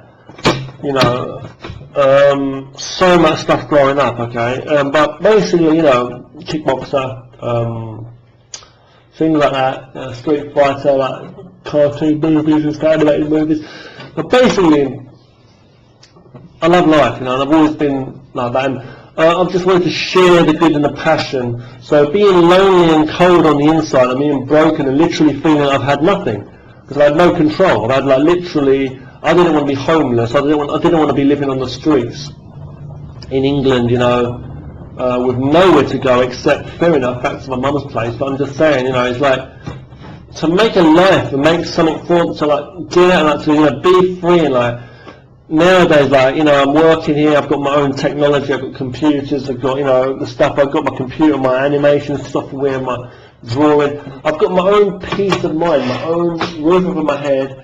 My wife now, you know, we're trying to make something of it. My new wife, as I say, is also Chinese. My Chinese has improved all the time. My confidence too in my teaching. I've made lots of friends. I'm trying to make good communication with like students and you know, and teachers and that. And it's like I feel so much more safer, you know, than I would be than a lot of places in the world.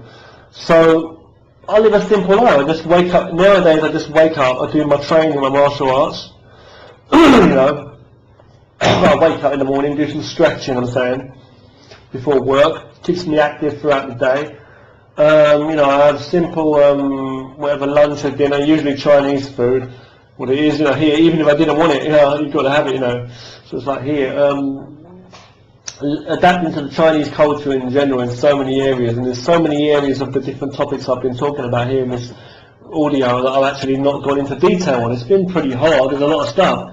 There was even the time I had to kick somebody in the head in self-defense. Please excuse my that there. I'm just saying, I had to defend myself at one time, okay, here in China, many years back, and then run away.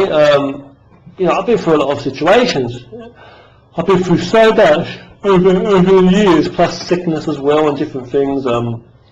Just like, you know, diarrhea and bad colds. But I'm just saying, times where it's been so hard, like just when you felt you've had nobody. But it's like I've been like almost like a zombie, like a prisoner. It's been like I've been literally solitary confinement almost. It's like I've been living in this place where there's been like nobody to talk to for all these years, and like an alien living in a strange land is like literally blocked off from YouTube. Like before, as I say, I was living with my previous father-in-law for many years, and he was like Chinese, you know. He was so strict. He was good to me and everything, but he was so strict, and all the money was going to him. I would like literally have to beg. There'd be no way that I'd be so shaken and nervous in my terrible Chinese at the time too, to like ask for a simple thing, like a pair of socks, literally. Or a chocolate bar. You know, things like back in England, you just go into the train station on your way to work, buy a chocolate bar, or go and buy a quick burger in McDonald's. But here, I was literally brought back to the time of like,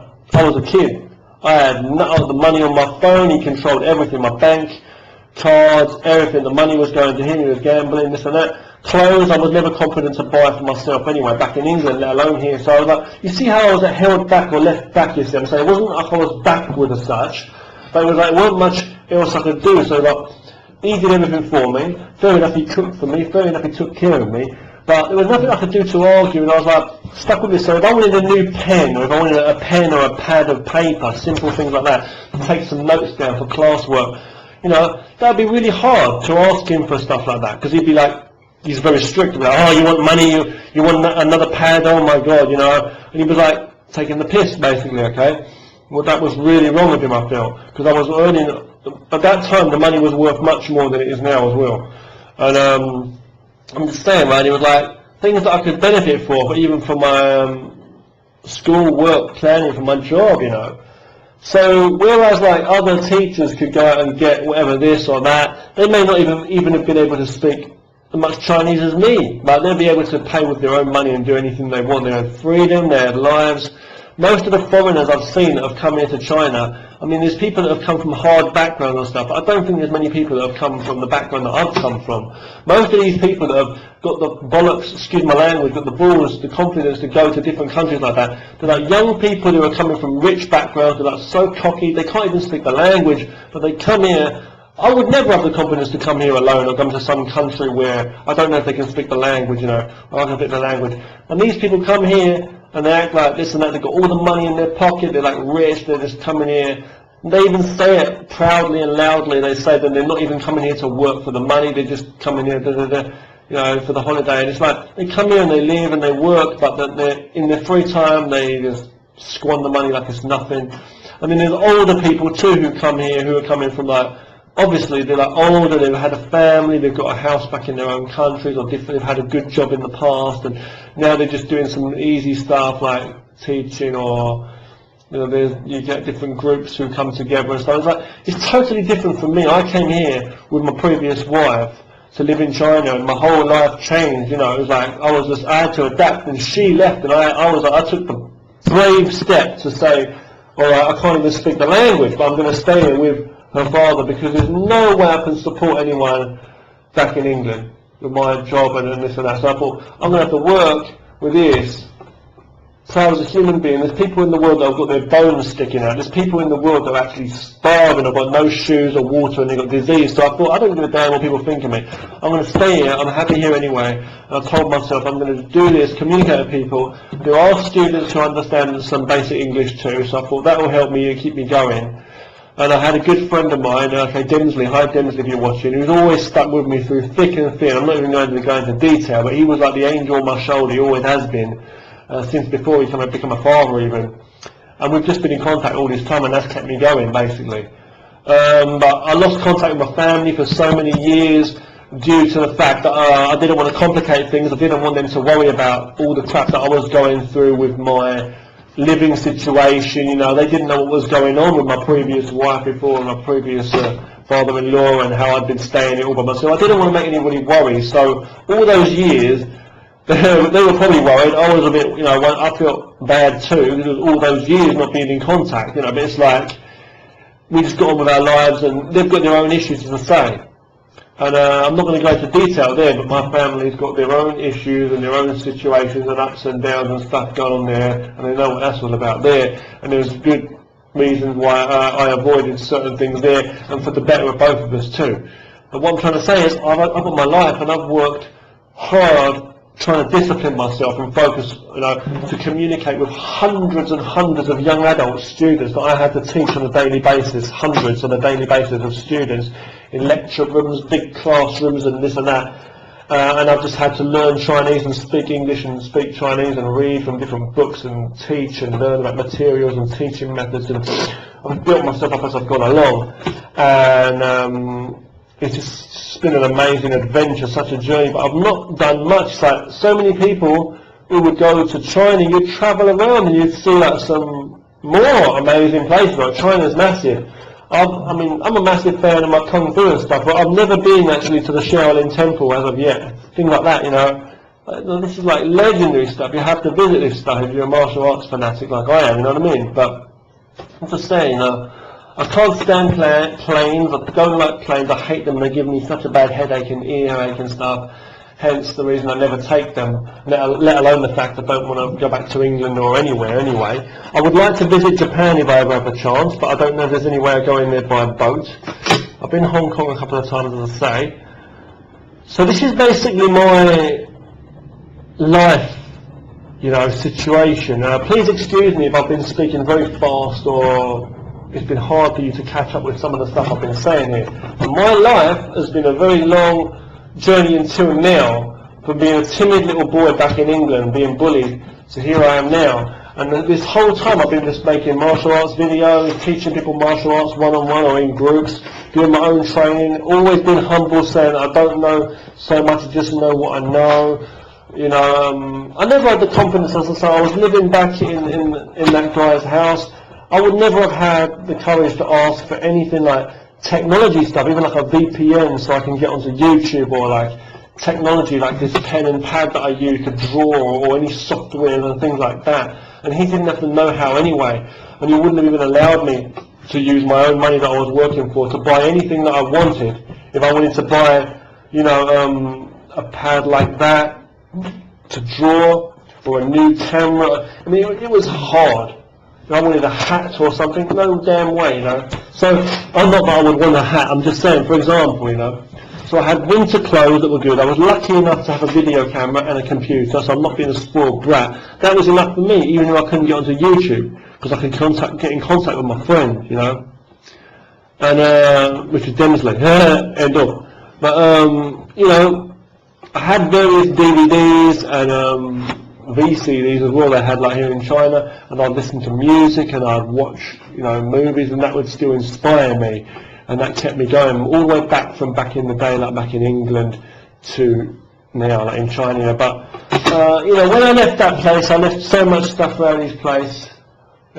We've still got a lot of stuff here now, new stuff, but what I'm saying is, you know, this is the journey of my life, and every time I go onto the news, like now I've got VPN and stuff, I'm off and on YouTube, depending on how China allows, or this or that, you know. It's hard to get into tech, because China blocks so many websites, and you can't get into certain websites unless you've got a VPN, such as YouTube, Facebook, and many others. But, you know, I'm just saying, you know, it's like hard. I have to wake up early, I have like night classes as well. But I love the teaching, I love the teaching jobs, and I like this, what I'm doing, you know, and it's like, it's very positive compared to some of the other hard labour work you could be doing, you know what I mean? And you can communicate with people too. And my dream has always been to work in animation and do cartoons. My dream has always been to be doing something productive, you know, artwork, or working for computer games companies, or comics, or teaching martial arts, making my own movies, being a martial arts instructor or a choreographer for action martial art movies and things like that. I've always had my own ideas for stories, to be a director and things like that, you see. So for all these years now, but the recent years, I've been doing more and more, getting into writing scripts, making my own animation, using various softwares, using this newfound freedom that I've been given, blessed with, to use technology, hardware and software, and my imagination to make things, short movies, short cartoons, animation, or computer games, just learning more about 2D, 3D, blue screen background movies, and anything to just get creative and get my stuff out there. And also still continue making videos like this and audio, sharing philosophy, sharing martial arts and productive stuff for people of all ages across all cultures, so they can stay positive as the true spirit of martial arts, to love life and never back down and never give up. There's a light at the end of the tunnel, and there's a light close by if you're willing to go as far as you can for it and take that step. And that's what it's really about. It's not about walking the path of confidence that they keep trying to tell you, be confident, be tough. That don't always work, trying to walk their leash as such. No, it's like you've got to walk your way. You've got to keep looking at what you want and be logical, and logical but determined for the positivity. And I'm sorry if I'm babbling here and rambling, but this is what it basically is. So avoid danger. Avoid dangerous people, dangerous places the best you can. Look for peace. Martial arts is for your health, to keep healthy and fit, train regularly. Martial arts is for self-defense, so if you do need to defend yourself, you might be able to in some way or another, right? Now, what I'm trying to say is, avoid negativity, find your passion, use technology well, connect with people who are positive, okay? And you'll be surprised, because there are people out there who do think like you. Be careful and be wise, But that's basically what it is. So that's basically my life up until now. So for many, many years, I was walking around in hot weather as well, but I was also walking around snowy northeast China in the winter for many long winter months. I mean, like most of the year it's freezing there. The ground's covered over in ice.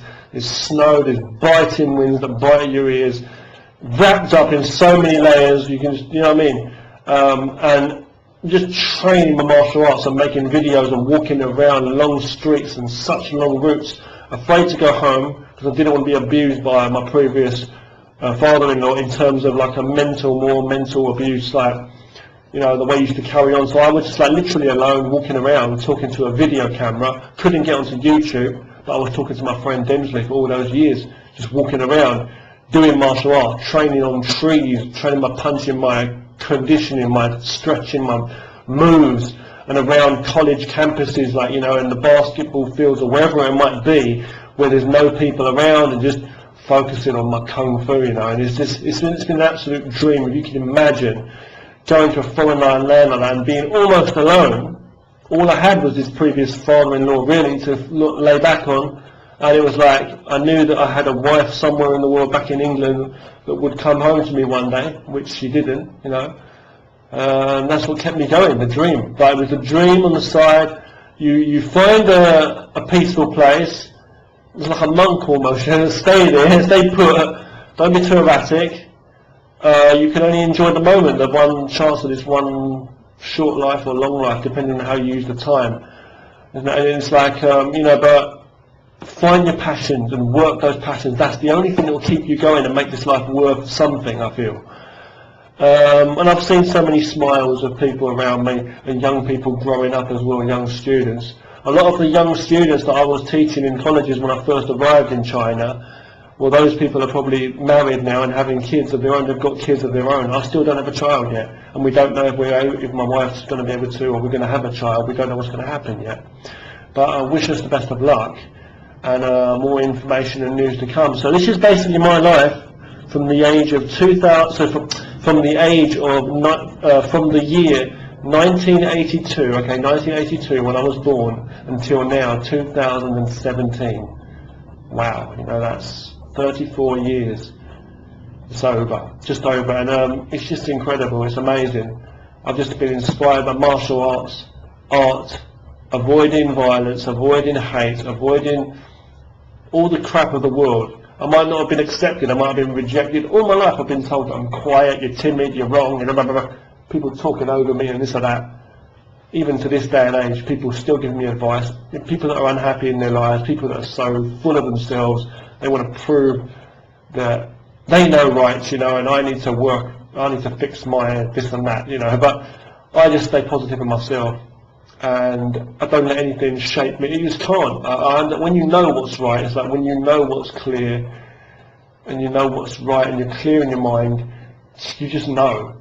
So just avoid negativity and stay positive is what I will say. But you know, if you've ever been in prison for many years, which I've not been, but I'm just saying, if you've been in prison for many years, or if you've been held captive as a hostage for many years, or if you've been captive, or if you've been living somewhere on the side of a cliff or a cave or something for many years, or if you've literally been just like me, living in a foreign country alone almost for many years, then you might be closer to what I've actually been through. But I'm not going to exaggerate and be this or that and go on and go a bit about the bush. But what I'm trying to say is, you know, one thing's one thing, but fear is one thing. But when you're talking about survival, I mean, I always say that if you're not, you know, if you know what if you don't even know why you're afraid or nervous, then you're a fool of yourself. You know, you might be afraid of the world, but you should never be afraid of yourself. But what I'm trying to say is know your ability and be aware in that. Right, and all that's what I'm saying. But what I'm trying to say though is like, unless it's death or something that's going to do you real bad harm, then you should never be afraid. So if it's just worrying what people say or what they think of this and that, you know. And I've always been afraid for my survival. So it's real deal, you know, like as in, I don't want to be homeless, right? This and that. So I've been fighting for my life to work here in China and not go back to England or go anywhere else, you know. So that's what's happened with my life, and I've been focusing that way.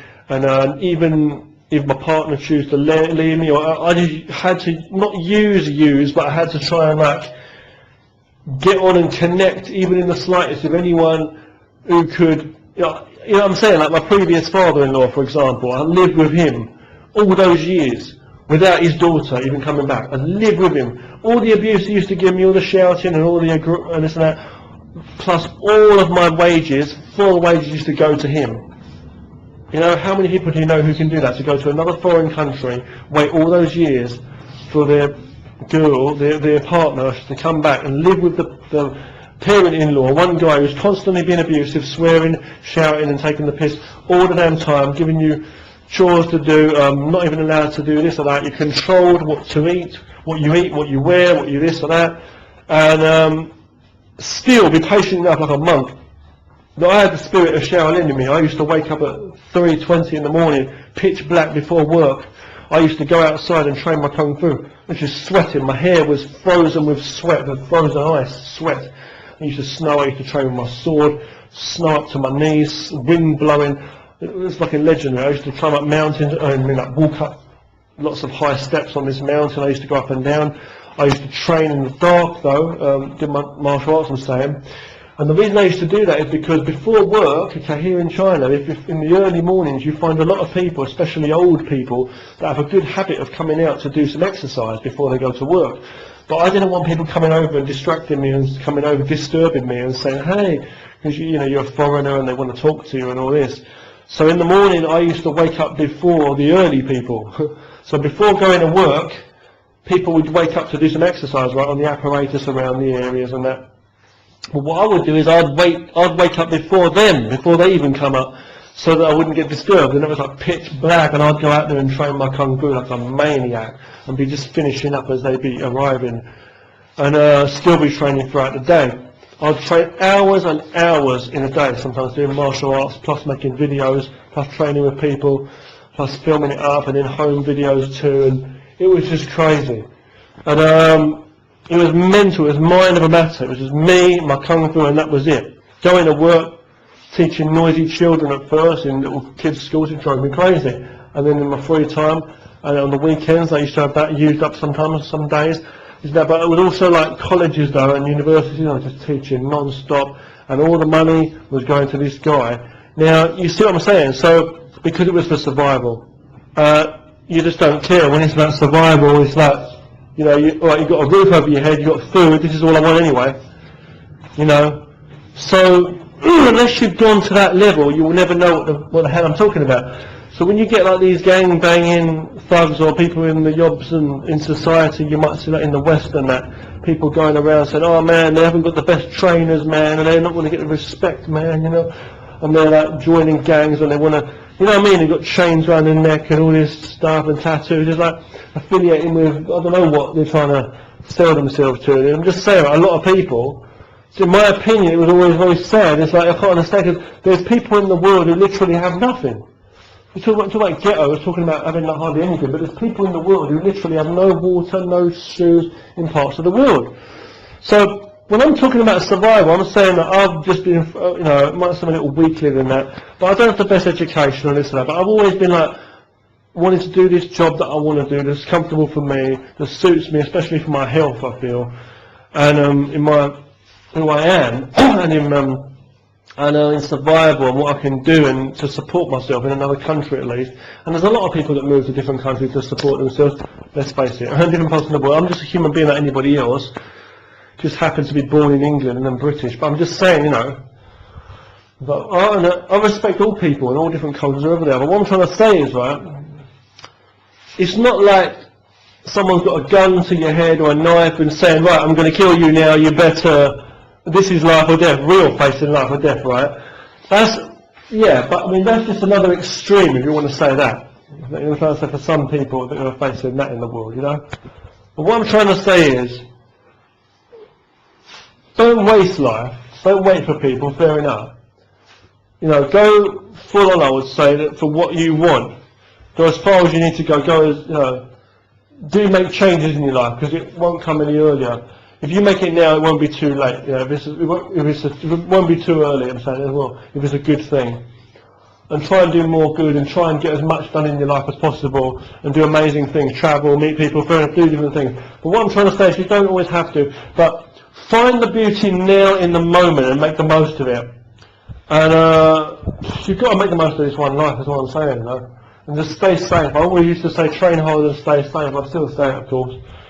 You know, got my own philosophy about life and everything too. I've got a brother named Wayne. He's great, you know, and that is smart. But you know, I'm just saying, there's people. I've got my best friend and brother in the world, Demsley. Dwayne Demsley's the man, you know. He's just great, you know. And there's various friends of mine online on YouTube too. I won't mention their names, but I think it's good how I've been connected with certain people. You know who you are, guys, by the way. If you know who I'm saying, yeah. For that, but I'm just saying, you know, this is my basic life story. I was just basically abused, held captive almost. It was like I was in someone's house. I didn't have anywhere to go. I could have left at any time, but for my own survival purposes and the benefit of my life, which has led me to this moment, patience, basically. It's almost like the Shaolin monks waiting for enlightenment, you know, Bodhidharma looking at the wall for 10 years or whatever. It's like having that patience for, you see, martial arts is all about that. Martial arts is like training for the impossible. Martial arts is training for the impossible. Martial arts should be like punching towards the candle. Can you put out the candle? Or punching a wall. Can you knock this wall down? Jumping to hopefully be able to jump up into a high tree. Maybe you'll never be able to do it. But martial arts and kung fu teaches you. The spirit's my whole life about martial arts. Martial arts teaches you to try to do the impossible and try again and try and do better and better. You might never get there, but it will get you more close. It will just improve you and keep you stronger the whole time. And that's what I've been doing the whole time. I've always been dreaming of one day being free, having a roof over my head at least, even though I don't even have my own house now. I'm just living around, moving around different places with my wife. We will hopefully one day, and a family and that. But it's like, you know, having a roof over my head, having a wife that's with me, and you know, things can only get better if you are positive all the whole time, patient, steady and focused, you see. So all this whole time, living in someone's house, having to give all my money to the guy, he took it anyway all the time. It was like, you know, I was just like, I'd give up everything. You know, people like not being able to have their girlfriend or whatever for a couple of weeks and they end up like a maniac, you know. But one time I said like desperate, you know, but it was like, I had that for like 8 years or so. So I've been in China for 12 years. You know, I had that stuff for 7 or 8 years. It was around about.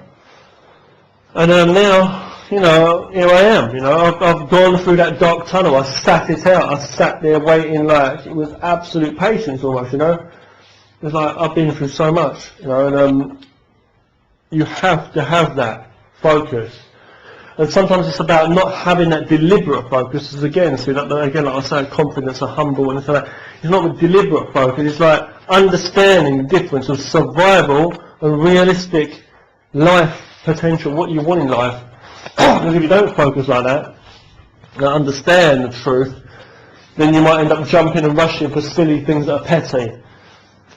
Some people rush into having a child when they're like fucking in their young teens and stuff, you know, and they make big mistakes, you know. You know, or having their fucking someone's name tattooed on their genitals, and now they need the operation to get rid of it later on, you know what I mean? Or taking a drug overdose and then nearly dying and realising the risk they made, you know, things like that. Some people do stupid things, you know. We've got to learn from our mistakes, but I've made little mistakes over the years, I must say, doing silly things like going in tempers in public and stuff and throwing a tantrum and things like that, but I've never actually done something crazy. I've never tried to hurt anyone, take anything from anyone. I've always been like, if people can benefit from me, I don't give an effing damn. Money's nothing either. Money's only for survival. But as soon as I've got survival, if you've got a house, you've got a roof over your head, you've got a computer, you've got food in your belly, you've got a bed, that's all you want. And if you've got love and you've got company, you've got a friend, you've got a companion, you've got a lover, that's all you need. It doesn't matter if you've got a car or not. But you work only 5 minutes away from your house, why do you need it? You know, do it to look good, what is it? Face, you're afraid that you want people to treat you a certain way, that's all weakness. You've got to respect yourself no matter what. It's about health and focus and reality. People dying in the wilderness, people worse off than we are, and that's the truth of it. It hasn't made me understand that and know that. So that's the reality of it. You might want more things, fair enough, you've got to work hard for the money and for yourself and control yourself to do more things. If you want certain things, put that mindset and motion into certain things and don't blame people. So if you want a better car or you want a better computer, you've got to work to earn the money to get it, fair enough. But I'm saying, I've been able to put up with so much through the years, you know, being separated from my family or not even being able to contact them for fear of making them worry. So much stuff, you know, being like literally cut off from the world, no YouTube, no communication from China doing it, you know. Before, not having my previous wife when she left me there, I was literally in a place with no language, no communication, because I put myself in this situation, and every single day I said to myself, I'll put myself in this situation. I've got to look for the good in it and why I'm fucking doing this in the long run. Because otherwise, going back to England, I wouldn't have much, would I? I'd just still be stuck there working in some crappy job that I didn't want to do, probably fall into ill health, wouldn't be able to support myself, and I wasn't happy. And that's the point in life, to be happy and enjoy it, not live in purgatory hell.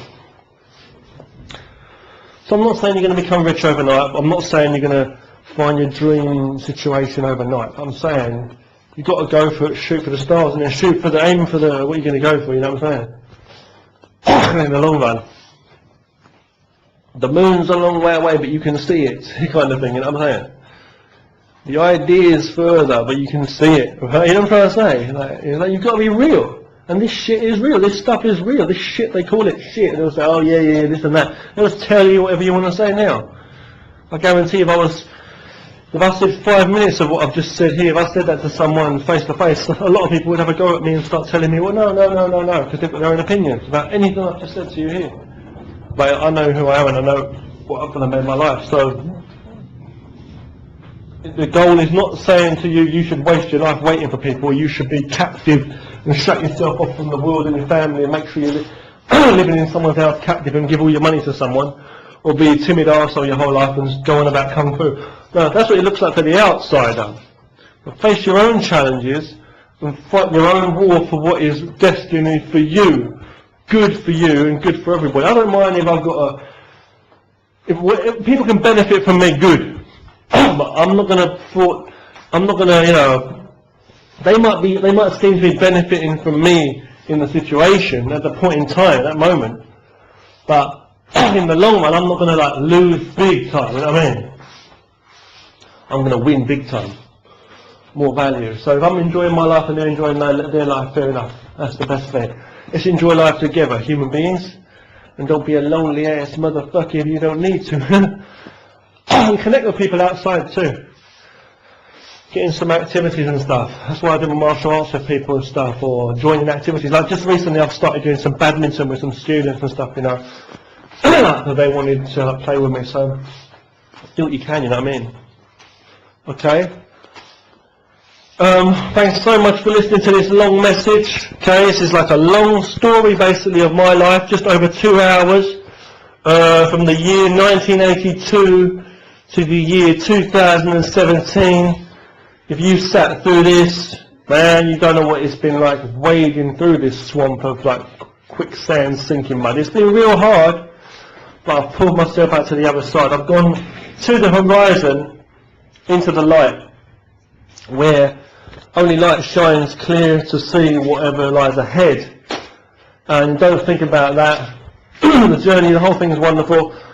Focus on what you can do, and you will do, and you'll improve learning from experience from what you're learning, and connecting and communicating with people, knowing that everyone's got their own story in life, and it's not over yet. And give yourself a pat on the back for all the shit you've been through in your life too, anyone, okay? And I salute you. Your life is worth a lot. And well done to you for finding positivity whenever you do, and I hope you find more positivity in your life. Stay positive, train hard and stay safe. Wushurichard, 1982 to 2017. Now working, teaching martial arts, teaching English, speaking Chinese most days. Wow. I've been through a lot in my life, and there's a lot more to come, yo. I don't know what to say really, but thank you so much for listening. Stay humble, stay young in your heart, mature in your mind, yo. Thanks for watching. Peace. Yeah, Kung Fu for life, martial arts forever.